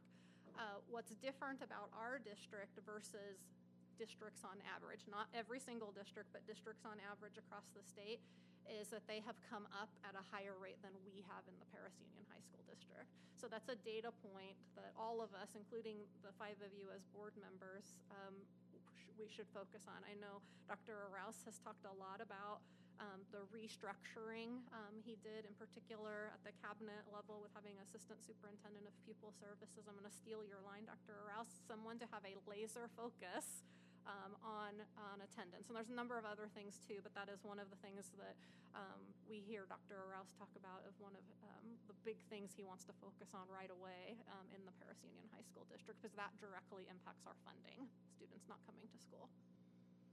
Ms. Anaya, did I answer that question? Okay, all right. All right. I am now going going to turn it over to Mimi. She's going to walk through our LCFF calculation and our multi-year projections, and then I'm going to do a little bit deeper dive into the multi-year projections and some look-fors and some cautions, and then I'm going to try to end on a little bit of a good news note for you.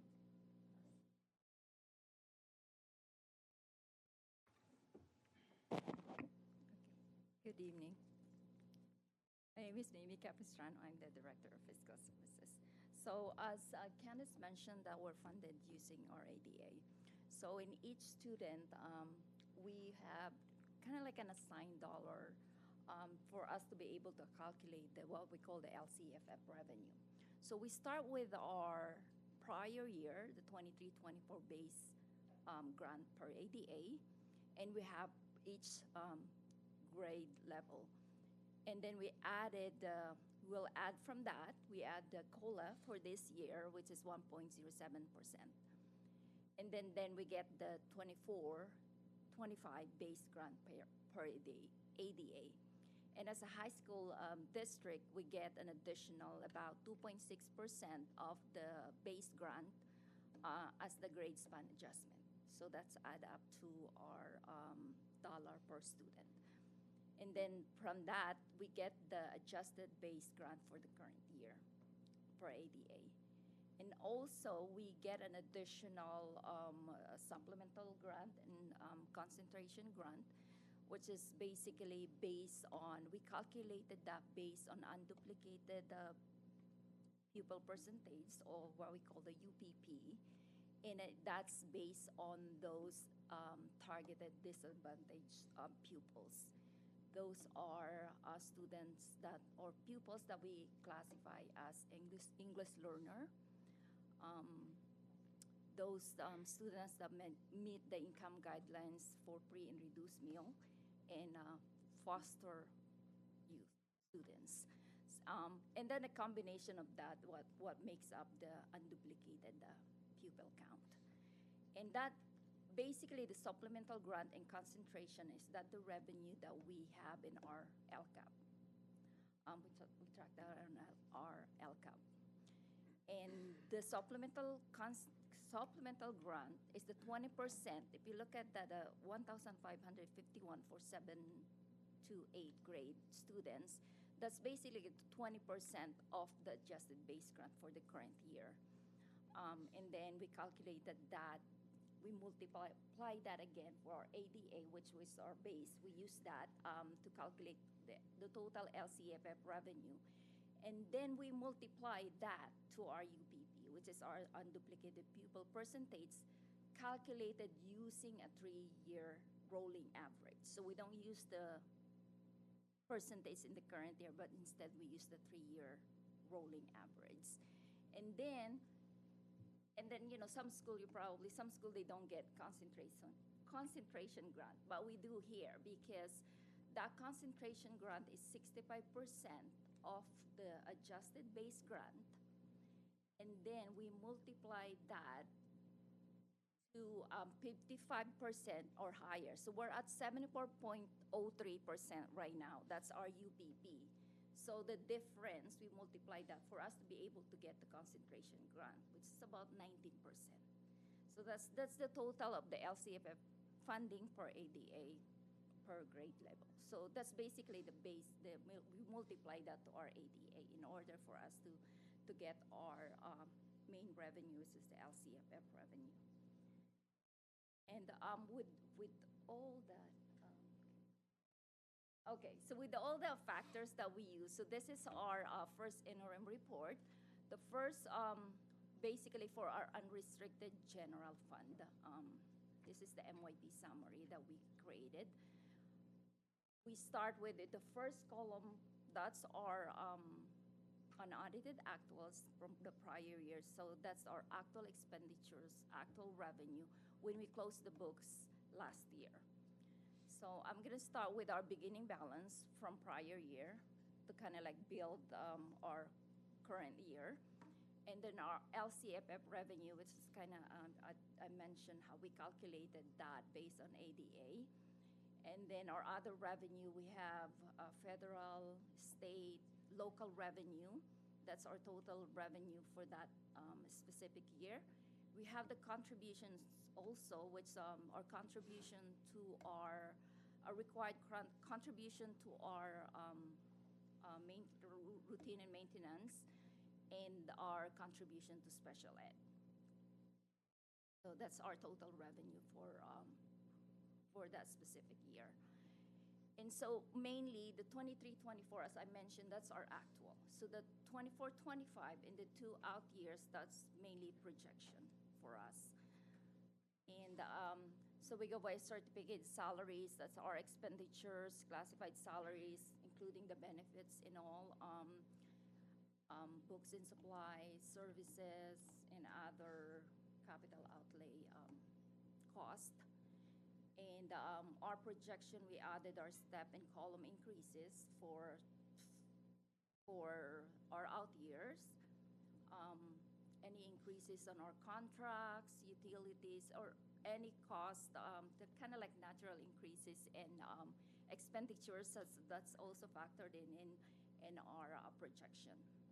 So looking at that, we're looking at really each year we're looking at those red amounts as the deficit for each year, which means that our expenditures is higher than our revenue for that year. And also you'll see the ending fund balance is also declining year after year, and the percentage also, which our district required 6% reserve. So if you look at 26-27, it's less than 5%. We're at 5.81%.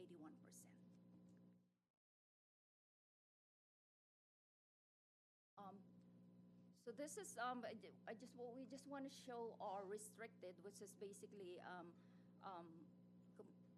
composed of our restricted dollars, mainly grants, federal grants, state grants, local grants. So, and also you'd see the contributions, you probably see that on the previous slide. So that's our contribution to our special ed and routine and maintenance. So that reduces, the contribution reduces our unrestricted fund, unrestricted general fund. Sorry. And you'll probably see that every single year is increasing. We have a one-time learning loss, what we call COVID fund, which Candace is going to go over on the next slide. And then if we go on to 26-27, it's really increasing by 34 million, because that's the actual contribution we have for our special ed and our maintenance. And also we, this year at our adopted budget, we receive a one-time grant, the Community Schools Program grant, that's already included in our adopted budget. The change that we have of first interim, we received the Golden State grant, which is also a one-time grant. So you probably see that it's declining the revenue in the out years, because it's one time, we have to remove it in our budget.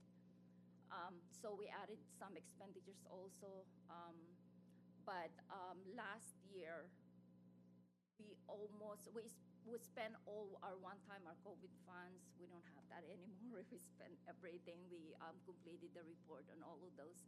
So we only have some few restricted grants that we have in our budget. And expenditures is also going up in our restricted fund. And you see the red dollar amount, those are, which means our revenue, which if you look at the contributions, really, we classify, we look at the contribution as revenue and the restricted general fund, but it's a reduction to our unrestricted general fund. So, so we have a declining ending fund balance on our restricted dollars also, but these are basically, we call it restricted because we have to use it based on the restriction of the grant. So that's our unrestricted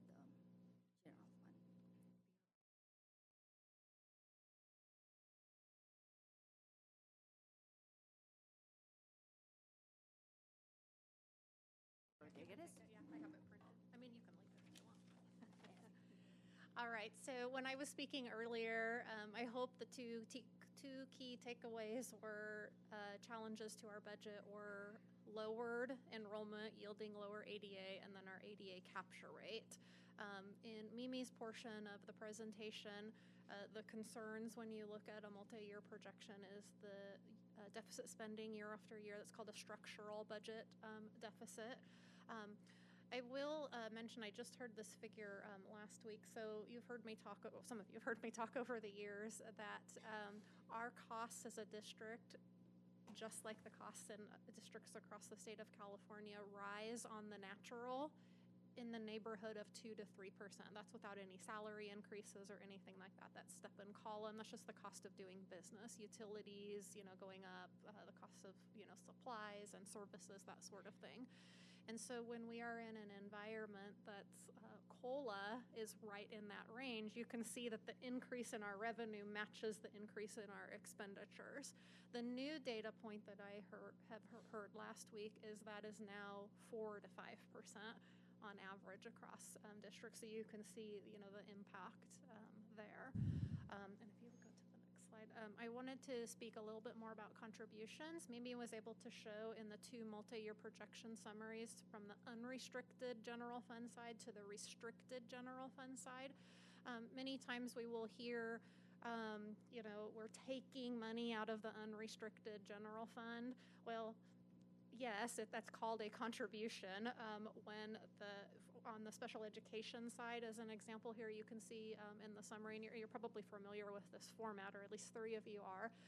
We are required to do services for our special education students in accordance with their disabilities and in accordance with their IEPs. Unfortunately, we are not funded in an amount that matches what those costs total to. So that requires us to have to make a contribution from the unrestricted general fund into the restricted general fund where the special education costs are accounted for on the restricted side of the house.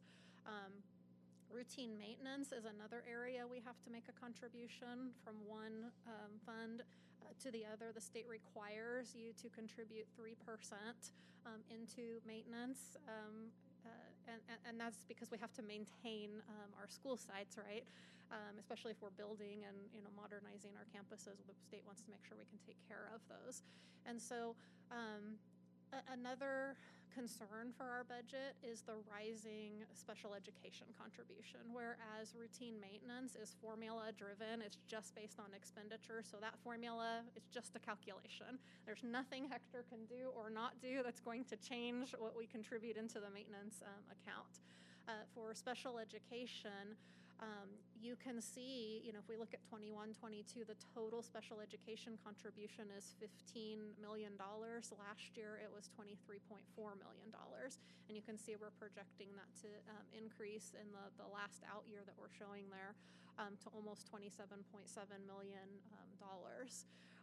And so our special education contribution is rising on a year-to-year basis faster than our special education population is. So that's something we need to pay very close attention to as well. And I know will be one of the top priorities of the new assistant superintendent of pupil services, because while I'm not standing up here saying we do not need to educate our special education students to the level that we are educating them, we have to understand that everything, is a balance. And when we are contributing more to the restricted side of the house, that is less for the unrestricted side of the house where all the general operations, general teacher salary, classified educator salaries lie on that side of the house.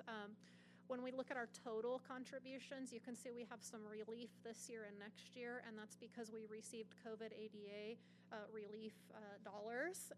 We put those in the restricted side of the house because in the beginning, the rules as it related to those were not crystal clear, and we wanted to make sure we essentially passed our audit. We worked with Alan, who's our senior audit manager, on that. I'll introduce you to him in a little bit at the next item. And so we put those on the restricted side of the house to make sure we checked all of the boxes, and now we're contributing them back to the unrestricted side of the house over a 2-year period. So that's helping there as well. Okay, so Mimi showed you the ending fund balance at 5.81% in terms of the first interim report. But I wanted to show you what one additional year on the multi-year projection would look like, and it doesn't look better, unfortunately. Remember, we are using the set of assumptions being provided to us in terms of COLA for the out years. You noticed on that very first slide, we had a COLA projection for next year. I think it's 2.97%. No one's using that number anymore. The LAO, Legislative Analyst Office, just came out with a fiscal outlook. They're projecting COLA for next year to be in the 2.46% range. However, about a week and a half ago, a sixth data point, there's 8 data points that set statutory COLA came out.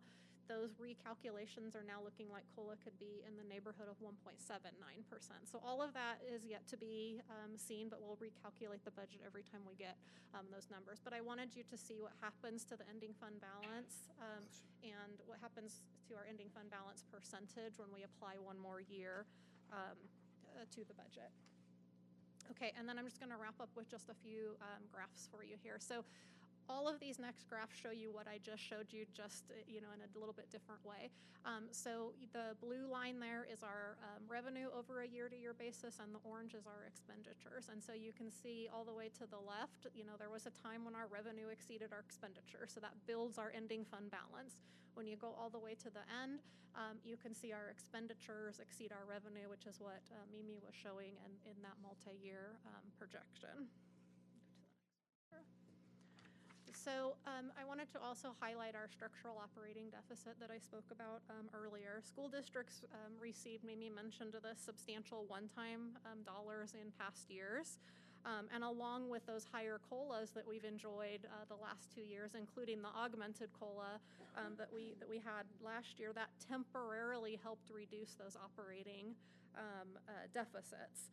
Additionally, we have low COLAs projected for the out years with those rising expenditures that I talked about, and the special education contribution increasing. And so what those things are doing is it's driving down our ending fund balance, which is that unrestricted ending fund balance, the blue line there associated with that left axis.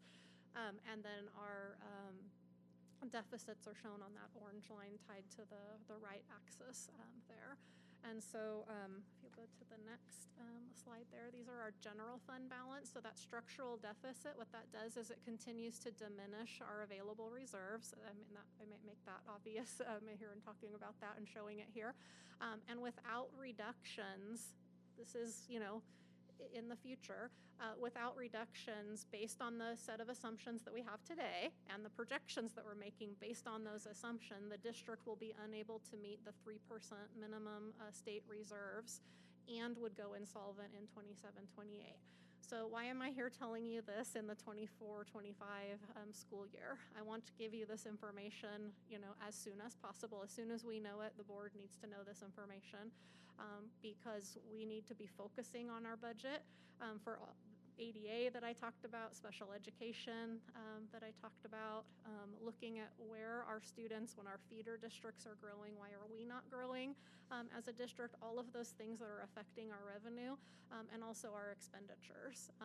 When we have to look at making adjustments or reductions to the budget, obviously the sooner we do those things, then we get the savings year after year after year, and it can make a greater impact. All of us lived together, well, not the two of you, through a very painful year last year, and so we appreciate the time to spend talking about the budget, tonight, so that we're talking about this early on and can make critical decisions at an appropriate time. Yes.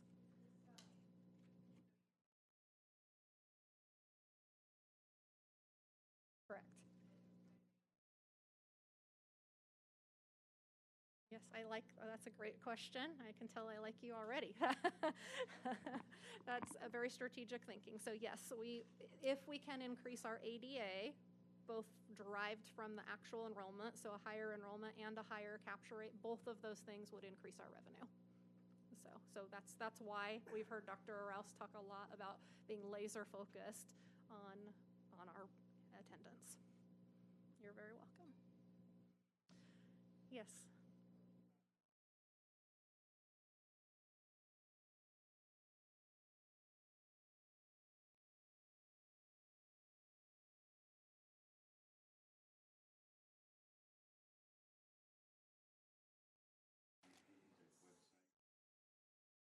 we could prepare that, but I'm going to try to answer the question in a little bit different way because we are looking at the data.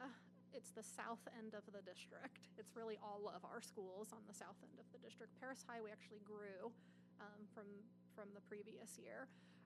So when we start looking at the data, in fact, are you still here, Julie? Miss White and I were looking last Monday, I think, at the data for her school. And this isn't something that she's doing wrong, by the way. I actually appreciate that I know who she worked with when she's looking at the data in this level. And so we're looking at her students and, which different charter schools, they're attending. Why are they either not showing up to Paloma as 9th graders, or why are they disenrolling like as 10th or 11th graders? So it's throughout the district. Liberty,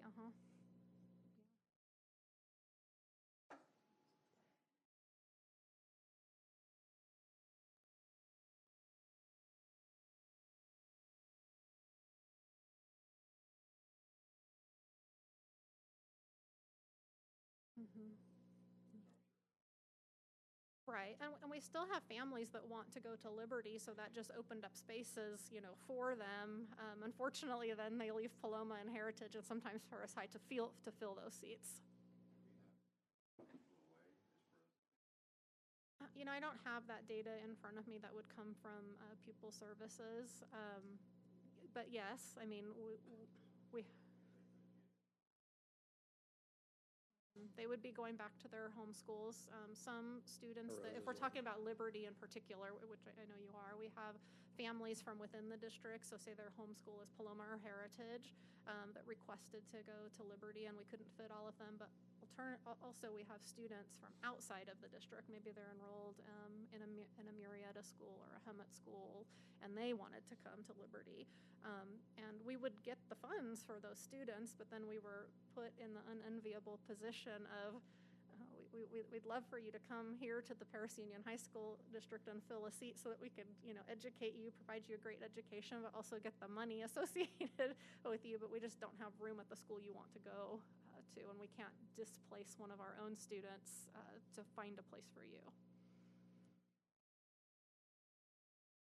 Can I just add a couple things? Yes, I mean, I think, not to get political, but I will get a little political. The reality is with the special education situation, it's increasing. And I think the one thing that we can all do as a call to action on a regular basis is email your congressman. Because regardless of what congressional district you're in, they're underfunding the public school sector and what they owe us in special education. The last numbers I remember, I think they were funding 8%. Their obligation is 40, to fund 40% of that bill. And so, as you can see, our costs are going up. They're not contributing to what they're supposed to be contributing. So it doesn't matter who your elected congressional person is. They just need to know that we need to put it in their ear and everywhere. I mean, parents everywhere need to contact and say, hey, this is affecting our public schools. And the more so when we go to lobby at CSBA in DC, that's one of the things that's always on the radar. And so I think it's one of those, I mean, obviously like somewhere like Paloma, when I think that the new construction's done, I think students will tend to stay. So hopefully that'll capture some of those that are leaving, because everybody likes new. New is always fun and great, and but you got to maintain it and keep it there. But I think it's one of those things, and with congressional candidates, they're 2 years, every 2 years. And it's up to us as just citizens and constituents of theirs to make sure that they're doing what our will is, because we're the ones electing them into office, and we're the ones that can elect them out of office if they're not keeping their obligations.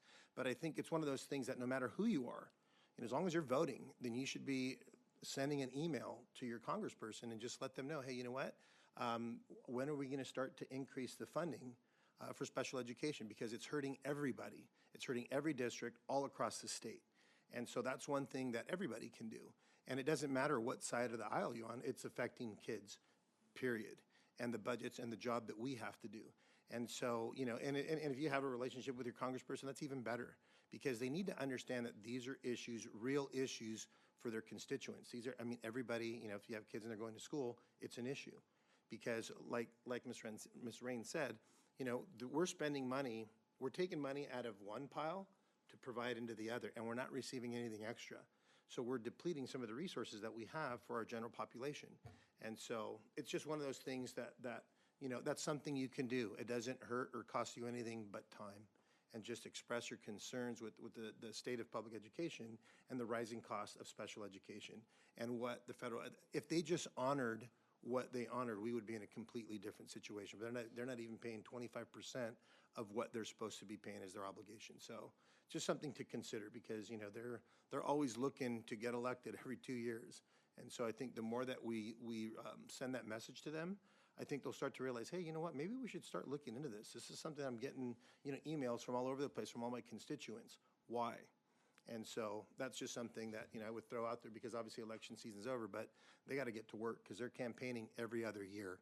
You know what I mean? And so they need to know what the needs and what their campaign is going to be about, and we can hold them accountable for that. So just a little, tidbit to help us out. Thank you. That's excellent. So yeah, we did a good job, a great job, a very strategic job in the COVID years. We were facing budget reductions as we entered the pandemic. Some of you remember that. Our general fund balances were being depleted. We were very strategic with those one-time dollars, using those first and building up our reserves in the I think you called it a pile, Mr. Campos, the unrestricted pile. So that's why you see a large beginning fund balance, and so that is helping us. That's giving us the time to react to this. So I wanted to end on a potentially positive note. I'm really glad, Ms. Anaya, you asked the question that you asked, because now we're going to show you what that would look like. Okay, so one of the things I asked Mimi to do is let's show the board a scenario. If we can increase our ADA capture rate, not our ADA not our enrollment and then the ADA that's derived from that, but the capture rate. So everything else stays the same in this scenario, except we go from that 89.86% up 2%. And so you can see where we were at a negative, I think it was 1.41% in that 27-28 year. We're not to the promised land. We're still below the state minimum reserves, but what you can see is our budget picture starts to look a whole lot better. Now, I will tell you, if we were not a declining enrollment district, so if we were growing, and there's factors that make this important to understand, for every 1% in capture rate that we go up, it's almost $1.7 million per year. Now, we're not going to see that full $1.7 million in this multi-year projection scenario, because we're a declining enrollment district, so we're always looking, a year back. So if we could wave a magic wand and fix all of the areas that we highlighted for you tonight, things would look a lot better, because, a 2% would be, year after year after year in excess of $3 million, more per year, and would come very close to wiping out that deficit. If we could also grow in enrollment, that's another factor there as well.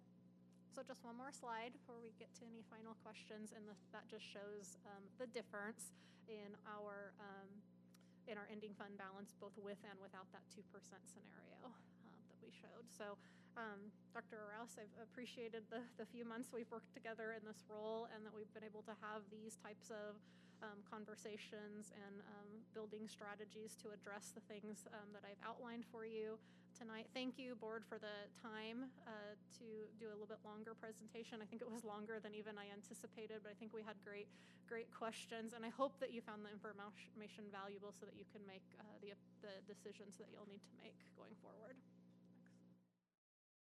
Are there any, can you just go to the question? Oh, yeah, so sorry, I lied, one more slide. So we are recommending, I think you have a motion and a second on the table, if I remember, from probably 30 minutes ago. So we are recommending a positive certification. That means that based on our current projections, we can meet our financial obligations this year and the next 2 years. Again, as I said, we'll update this when we get the governor's budget proposal and we'll use that for second interim, which will be back before you in March, or sooner if you'd like. All right, any other questions for me or for Mimi?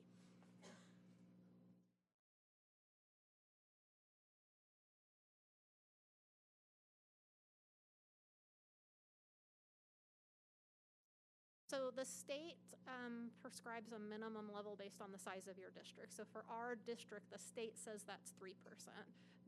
I think you are referencing when Mimi said 6% before. So you all passed a policy. I'd have to look back and see what year, and it says that you would like to try to keep that at 6%. 3% is really only about 2 weeks operating costs. So, like if we were running a business, that's not a good strategy. Question.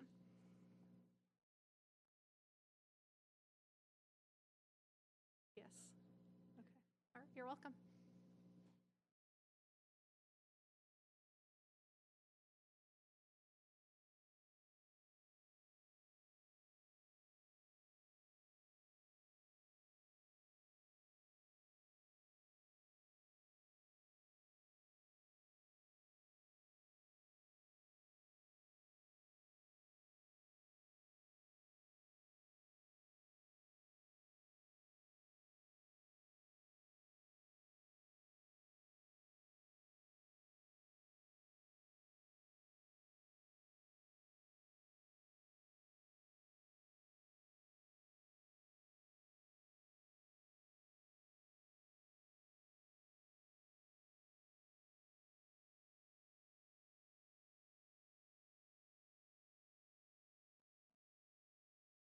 Mr. Campos, while we wait, I just had a quick question. As a parent, how can we email our Congress?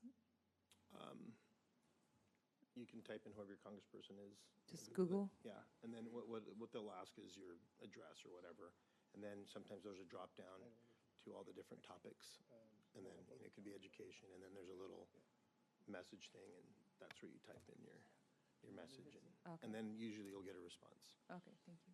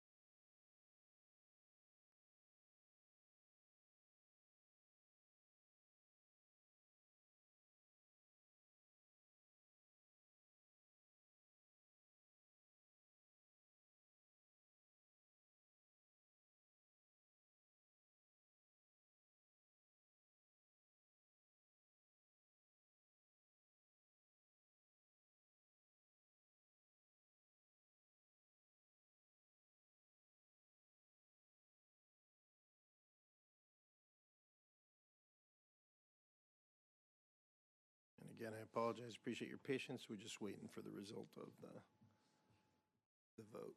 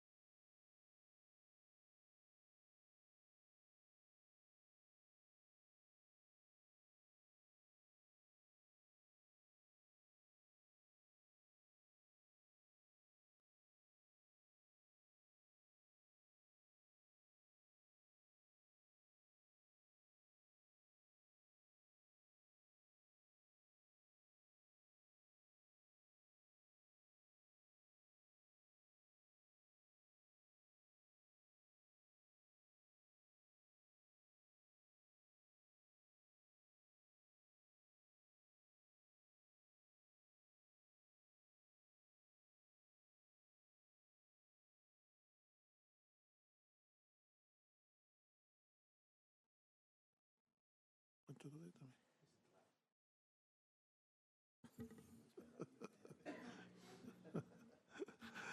Yeah, I just would like to share with all of you is 8:17. So any and all administrators who would like to leave at any time, you're welcome to stay. But if you wish to leave, that would be fine. We understand that it's kind of late, so we leave it up to you. Thank you.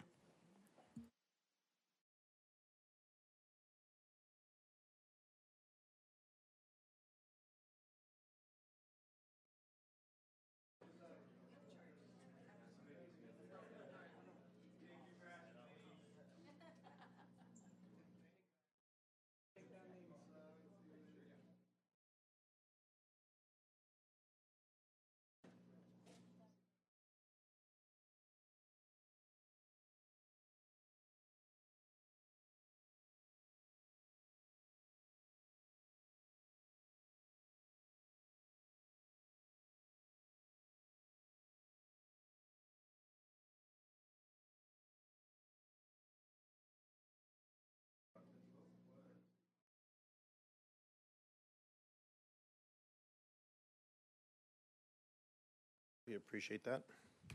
Our texters. Okay, 15.10 business, approval of the 2023-24 audit reports. Do I have a motion? So moved. Second. Second? Thank you. Second it. Okay, so staff. You didn't get enough on the budget tonight. Joe has just a brief presentation for you on our audit. Turn it over to you.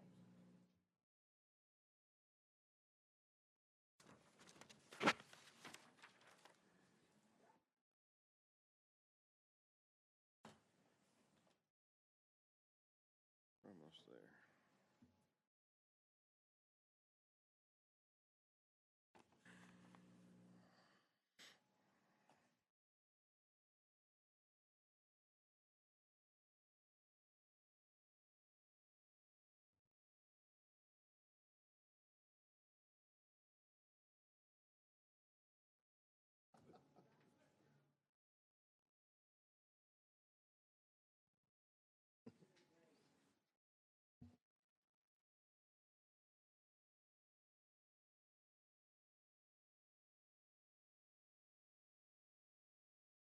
Oh, that's our audit people.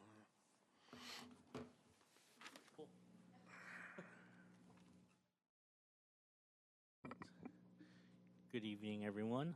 My name is Alan So. I'm with the CPA firm I. Bailey. We're the independent audit firm that performed the district's audit for fiscal year ending June 30, 2024.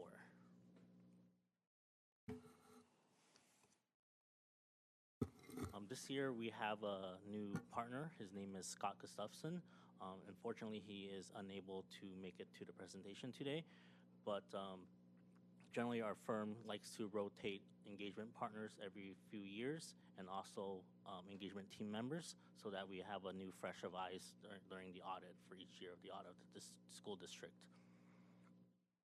To get into the process of the audit and how we came to our conclusion and issue our opinion, our audit usually consists of two phases. The first phase is usually what we call the interim phase audit, where we do it probably around February for the district. During this phase is where we do a lot of state compliance auditing and also do internal controls. We visit a selection of school sites to verify attendance to ensure that the attendance is reported accurately. And then at the district level, we do a thorough review of the district's internal controls, where we interview each individual of the district personnel to gain an understanding of what the internal control process is like. After we interview those personnel, we review files to ensure that the internal controls are happening as we have noted during our interviews. Also during the interview process, if there's any concerns, we also will do additional procedures to ensure that the concerns are addressed. The final piece is what we call the final audit. The final audit occurs after when the district closes its book.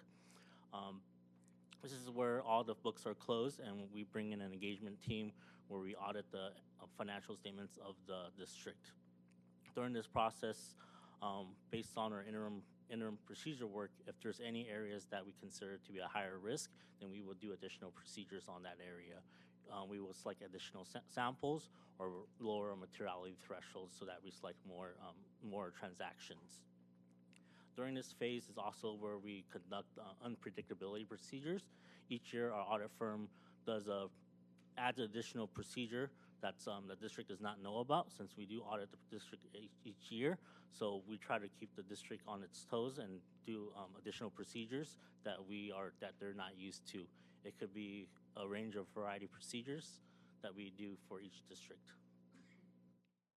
Not only do we do the interim and final audit, but we also remain in communication with the district office throughout the year to ensure that the district is aware of any new compliance requirements, and so that we can work together to ensure that all the compliance requirements are met, and to inform the district of any new accounting standards that are applicable for the current year, so that we can work together to ensure that the district's financial statements are follow the general accounting guidelines.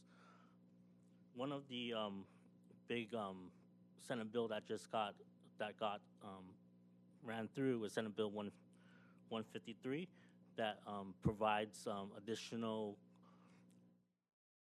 ways for districts to recover ADA. I know the ADA recovery has been a big topic.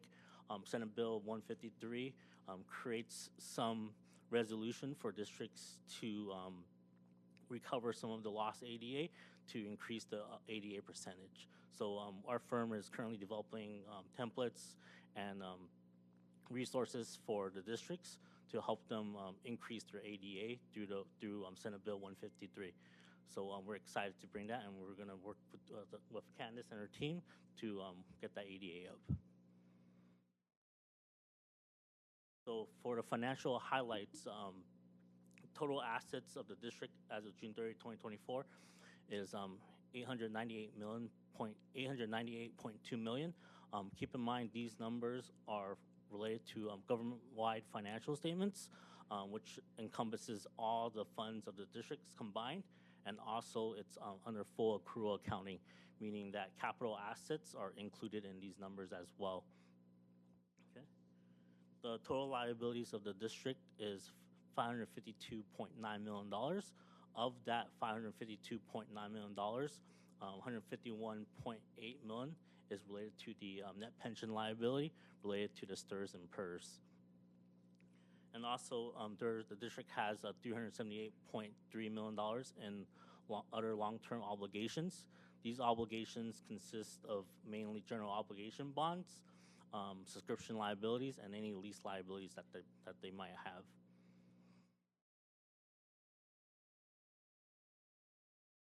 The ending net position of the district for June 30, 2024 is $337.1 million, and the change in net position is $19 million. The change in net position indicates that the net position of the district went up $19 million in the current year.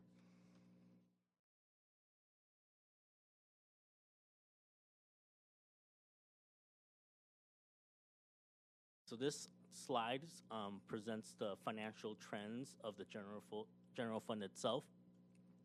The general fund balance has increased by $8.7 million over the past 2 years, which is pretty common with the districts that I've been doing. And the increase is generally because of the one-time COVID monies that the districts has been receiving in the past few years.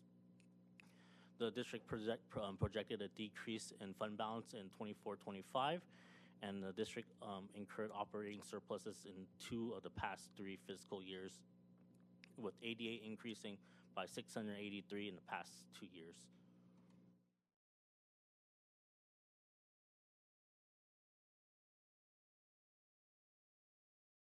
One of the new accounting standard that was adopted by the district is GASB 100 that made some changes in how accounting changes and error corrections are made. So the audit report that I'm presenting today reflects those note disclosures that are required by GASB 100.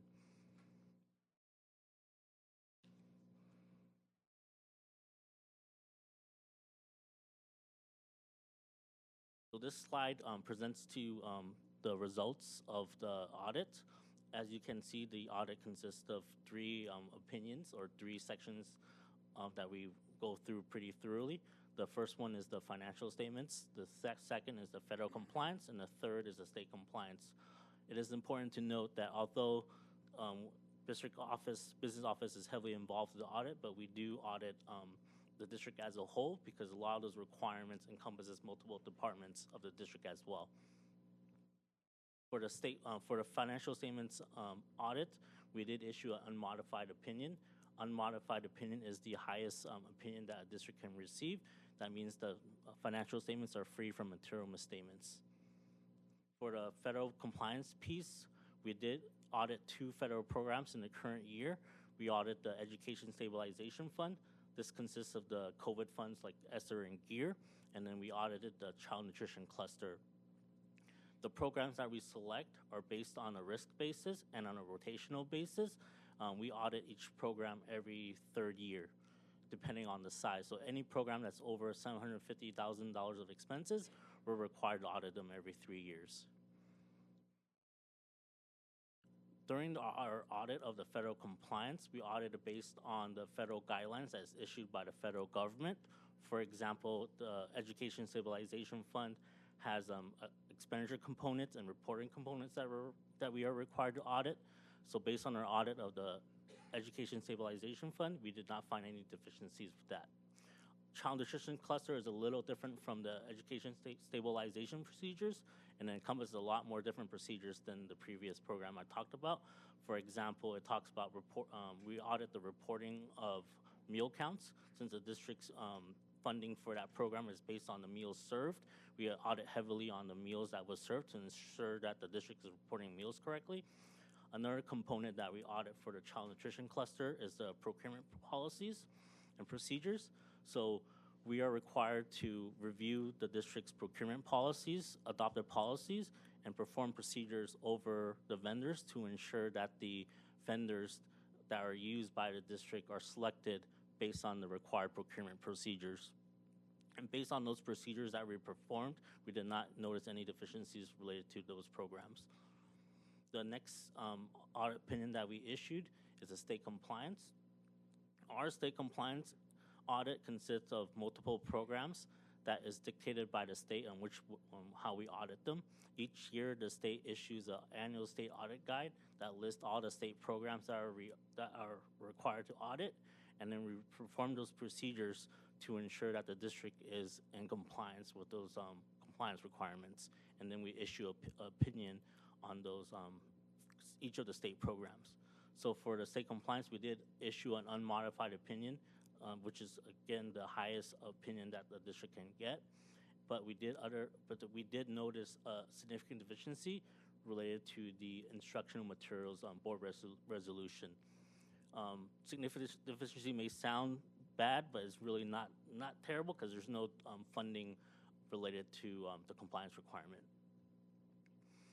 We also are required, as part of our audit, we are also required to verify prior audit findings to ensure that the findings has been cleared. In the previous year, the district had a finding related to unduplicated pupil counts. So since the district had a finding last year, we were required to perform additional procedures. So this year what we did was we selected higher sample selections through the pupil counts. For example, for the free and reduced lunch meal counts and the EL student counts. And based on our audit and our increased sample sizes, we did not find any discrepancies. So we are safe to say that the district resolved the prior finding.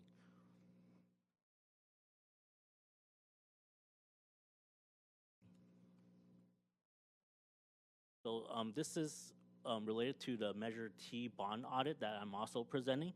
The Measure T bond audit can be broken out into 2 pieces that we do. The first piece is the financial statement audit. This audit consists of isolating any of the funds related to the bond issuances related to Measure T and auditing the financial statements related to that specific measure. So based on our audit of the financial statements for Measure T, we did not have any adjustments, and so we issued an unmodified opinion with no findings for that financial statements. The second piece of the Measure T bond audit is what we perform as a performance audit. where we review expenses and we review the Measure T ballot language to ensure that the expenses that were being spent by the district aligns with what the voters voted for in the ballot language. So based on our audit, we audited approximately 97% of the expenses, and we did not note any expenses that did not align with the ballot measure related to Measure T.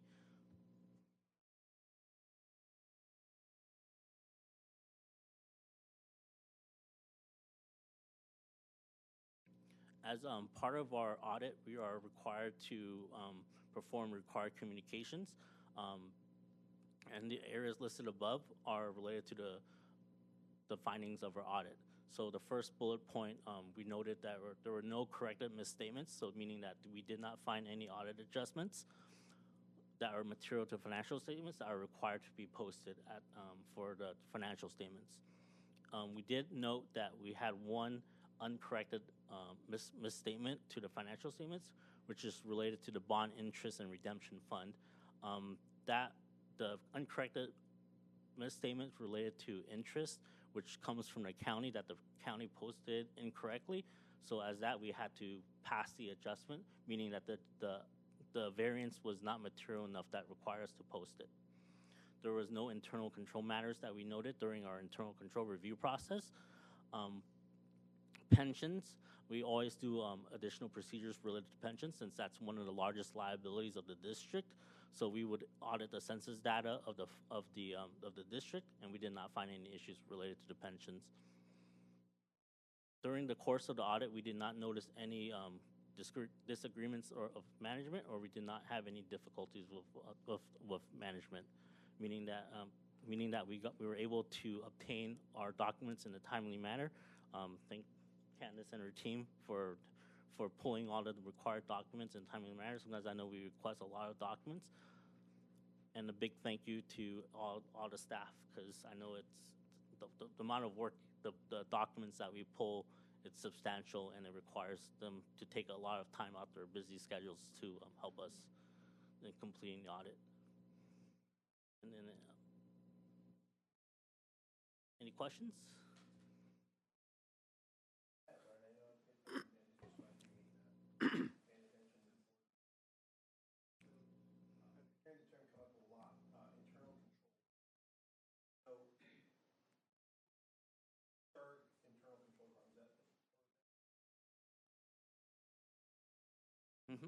So that's a general term of how transactions are monitored to ensure that they're reported correctly. So generally, when we talk about internal controls, we could talk about 3 different processes, right? Or 3 major transaction cycles that happen within the district, such as the revenues cycle, the payroll cycle, and the expenditure cycle. So what we do is we start from the very bottom of how, for example, for the expenses, right? We start from the very bottom, and we figure out who starts the purchasing process, who reviews that process to ensure that what's been requested is appropriate, and also being recorded in the appropriate account code, because you don't want a salary to be reported into a supplies account. So we verify all that and make sure somebody is reviewing all those documents to ensure that those errors don't occur in the financial statements.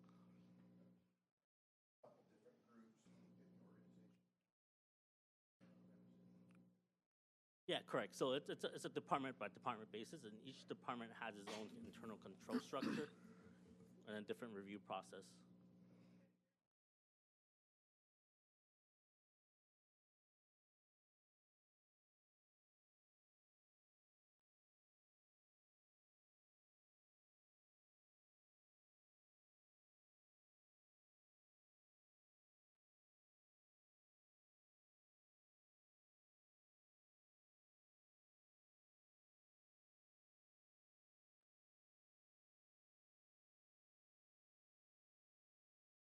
Yeah. Usually it's daily, because payments gets processed through. Every time there's a payment, it requires somebody to review it, and usually that's a requirement for us, is to make sure somebody is reviewing those payments. Just in case there's always human error that occurs, but there's somebody that's able to catch those human errors that occur.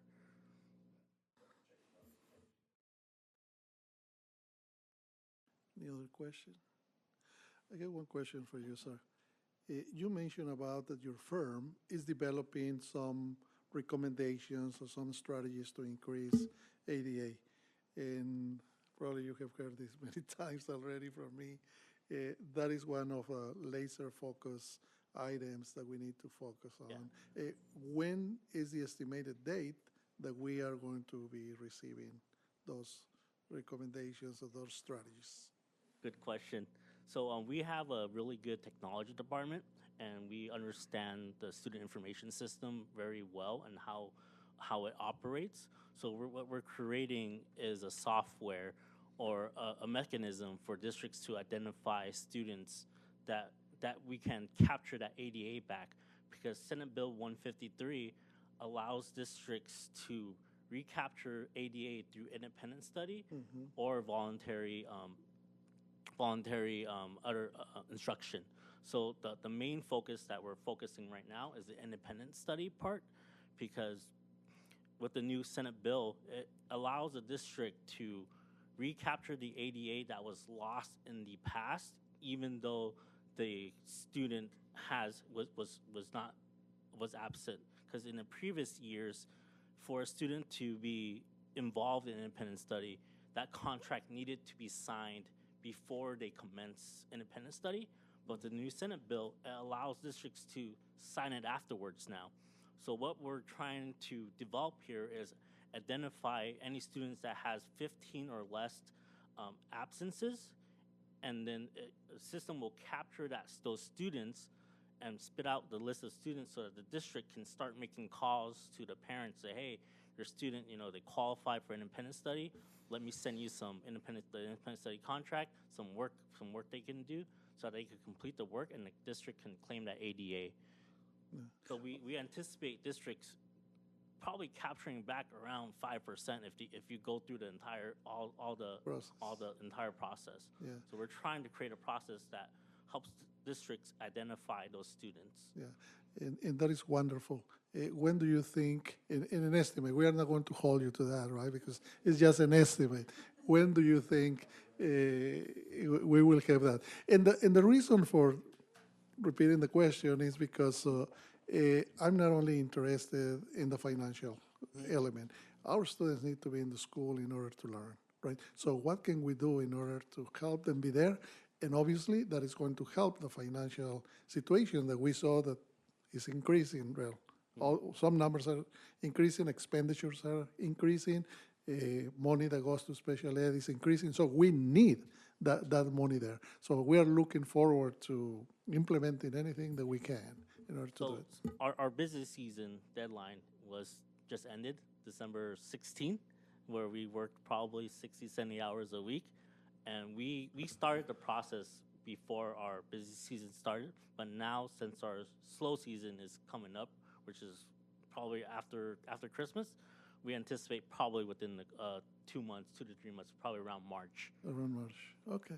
Thank you, sir.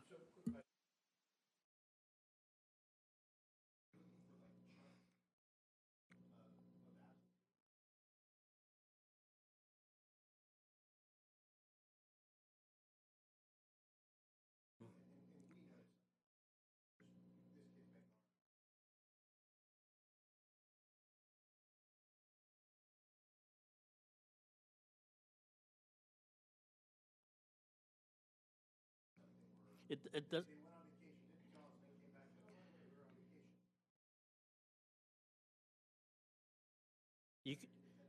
You could capture in chunks or by days. It doesn't have to be consecutive days. The only the nuance is that the requirement has to be 15 days or less, because once you hit over 15 days, then long-term independent study kicks in, and then once that kicks in, synchronous learning needs to occur. So if it's 15 days or less, the district can send them the contract and send them work to do while they're at home to recapture ADA without having synchronous learning involved. Well, see, and the reason why I thought about this, because when Dr. Mentioned that, I mean, you could have, obviously, we do want the kids Mm-hmm. at the same time, they're losing Mm-hmm. learning processes, and I know we talked about the technology being up there, whereas the kids aren't missing in terms of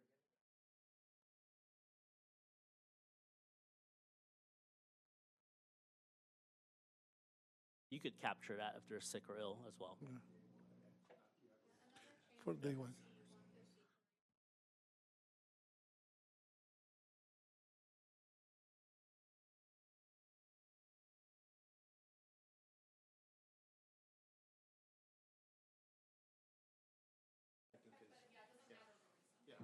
Yeah, and the state knows that the capture rate of ADA haven't gone back to pre-pandemic normals. So what they're doing is they're noticing it, and they're trying to give opportunities to districts to increase their capture rate for the ADA without going to the enrollment-based funding.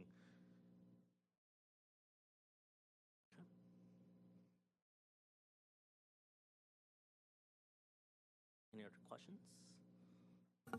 I have a question. So, did you find any errors in the source of the data coming from the attendance? Was there any difficulties with that, the reporting from staff or teachers? We didn't find any errors that required to have an audit finding or adjustment to the financial statements. Because usually, if we find errors, what we do is we expand our sample size, right? Because sometimes, we might find one error, and it might be just anomaly. So then we would select 30 more samples. But out of our testing, we didn't find any errors. Okay. And when you talk about capturing it, I get confused with this question. If a student is out sick for 3 days, 4 days, and they bring in a doctor's note, that does not clear them or help the district in any way? Okay. I have a granddaughter. She's been out for 3 days and she's sick. Well, she's in kindergarten. So I'll get on that right away. I didn't know she was required. Okay, but that would help the school? Okay, that's a good thing to know. So that we have to push that and get them to do that.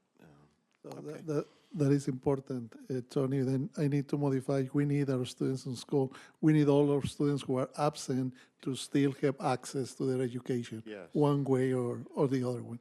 That way they don't get behind. Yeah. Plus, we are addressing the financial element that we needed. Yeah, but thank you for bringing that. Okay, I have a question. question here. Mind me tag teaming with you here. One of the things we're going to be looking at with a meeting set, it's either January 6th or 27th, along with this change in law. So independent study, can I borrow your independent study packet?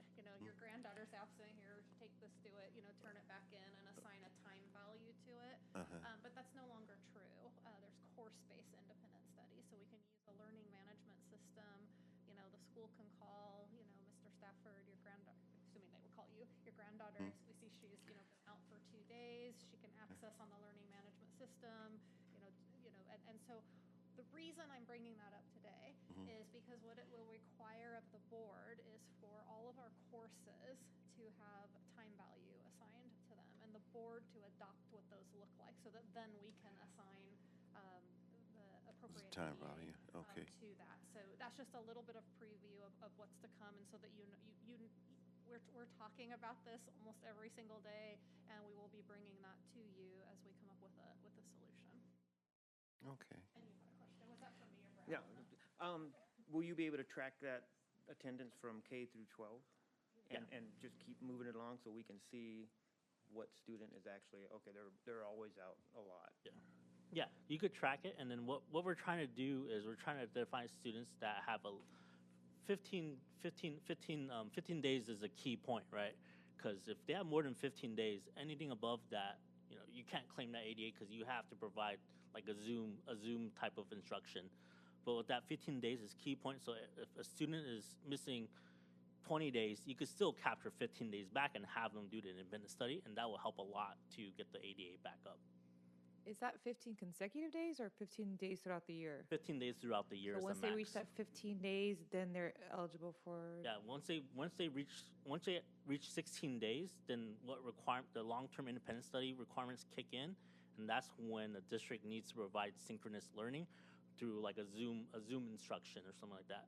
But if it's 15 days or less, you could give work assignments to the students that they could complete at home and turn in for apportionment.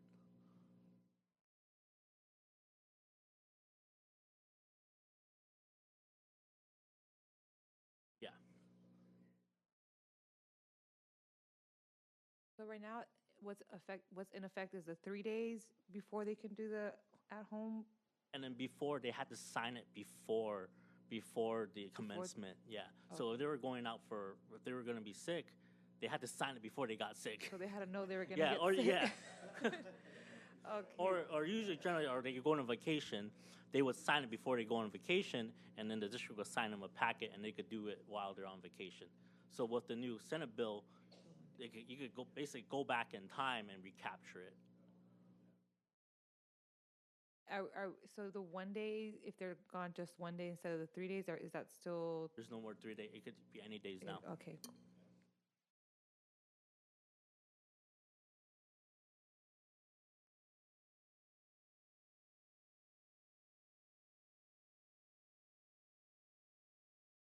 Thank you.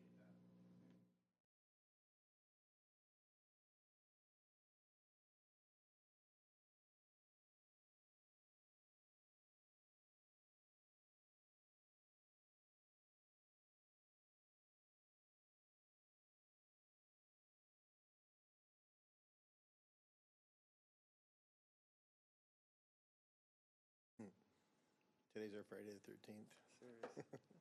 All right. Upon a vote being taken, the vote was 5-0. 15.11, business authorization for purchase of capital equipment above 10,000, December 2024. Do I have a motion? So moved. Second?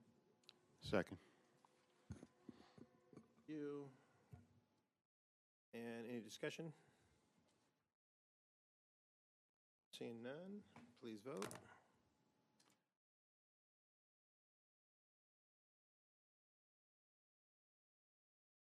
Upon a vote being taken, the vote was 5-0. 15.12, business authorization for purchase orders above $50,000 for December 2024. Do I have a motion? So moved. Second it. Trustee Garcia, Trustee Hall on the second. And any discussion? Please vote.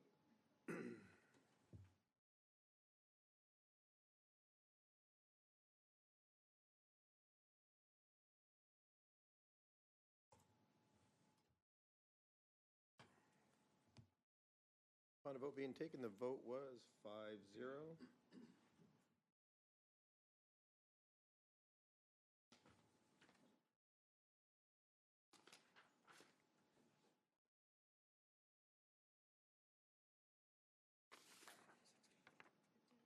Yeah, but it's the end of the 15th. Yeah. Yeah. Information items. 16.1, business revolving cash report, November 2024.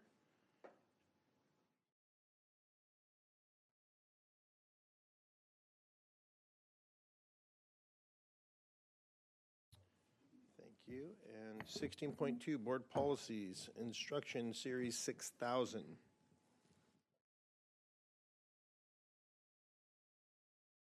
There.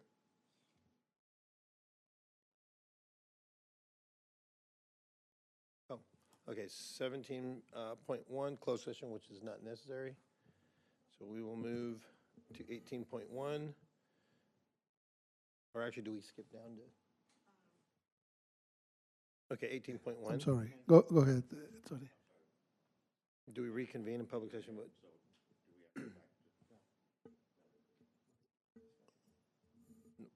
Yep. Okay, sorry. So now we're moving on to action items. 19.1, curriculum, student physical education exemptions for the 2024-2025 school year. Do I have a motion? So moved. Thank you, Trustee Garcia. Second. Thank you, Trustee Anaya. Any discussion? Seeing none, please vote. Oh, did I forget to vote? Okay. Upon a vote being taken, the vote was 5-0. And moving on to other items by the superintendent, 20.1. Nothing at this time, Mr. President. Thank you. And 21.1, other items by the Board of Trustees. Trustee Hall. No, not at this time. Trustee Anaya. Not at this time. Thank you. Trustee Stafford. There's something I do want to ask about. Just from the sites, because it's the holidays, doing a list of what they're doing for the public. Like they did a food drive for Thanksgiving. So what, because I don't know where to get that information. I guess I could go to each website, each site for the school, but it doesn't always say. So if they're doing a food drive again or whatever it is they're doing, I'd like to know. Okay. Okay. The other one, this issue predates Dr. Rao being our superintendent. I had many discussions with Mr. Bennett, and nothing was done, no resolution. Now, this subject, I'm not saying what you can do. There's no rule says you have to, but I noticed the lack of African American representation in this district, and I know it's going to take time to change, but I heard that from Grant for probably eight years. We had some tough conversations, and some of them I had to apologize that some of the things, but it really, I see it. It's obvious. It's in my face, and I'd like to at least invoke the conversation because no one seems to, we have no quotas. We have nothing of that sort. That's not what I'm proposing. But I made recommendations like for Mr. Bennett to go to the local pastors, go to the resources where you would find candidates to be able to come to the district and apply. They might want a job in this area. And it seemed to just go in one ear and come out the other. And it's really bothering me that everyone's comfortable with that. And it seems, I could say a lot of things because I have a lot of experience. I've been around quite a long time. And I just want to put that in each person's mind because it's not about being African American. You could fall in that same boat if you're as brown as I am. Edward, we're the same color. Dr. Rao, we're the same color. So people can make these judgments, and with this current environment coming around, it's making me very uncomfortable that we're creating something that we're not creating anything. We're just continuing on a path of exclusion, and it goes to the point of teachers, male teachers, to students and communication. There's so many ways to address this, but no one seems to care much. They want that raise, they want that paycheck, but they could care less. Grant, well, we have 7%. And I would say to Grant, well, show me 7%. Where are they? I don't see them. Never saw them. Probably never will.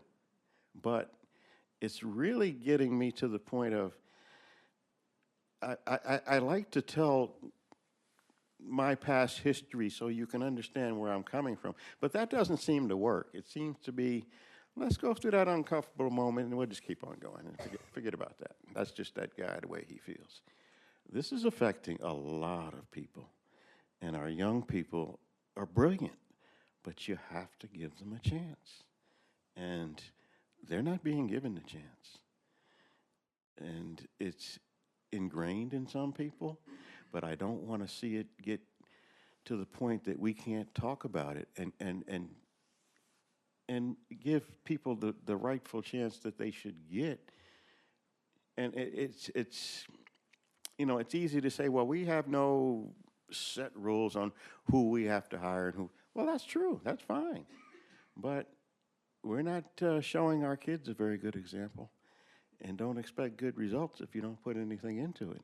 So with that, I would like to say, please have a look at ourselves and understand who we are and what we stand for. And you know, I've looked at our mission statement and I believe in it, and I believe in our district. So I just want to see us do better in that area. Certain departments do pretty good, some not so good. So let's try to include everyone is all I'm saying. Okay, and I just had to get that off my chest because it's very concerning to me. And as you hear the different comments from employees on how they feel, it's really discouraging. I mean, I can, everything rolls off my back. I mean, of course, the public, the audience, whoever can call us whatever they want. I really don't mind. I'm one to serve the public, so I'm willing to take that hit in order to get this message out, because for it to become taboo for me to even speak on this right now, I mean, I'm sorry there's not more people here listening, but this is my chance to speak, so this is what I'm going to speak. And I don't speak out of turn, and I try to respect everyone. So let's just have a look at that and see what potential we have in our students, in our staff, and see, can we address that to everyone?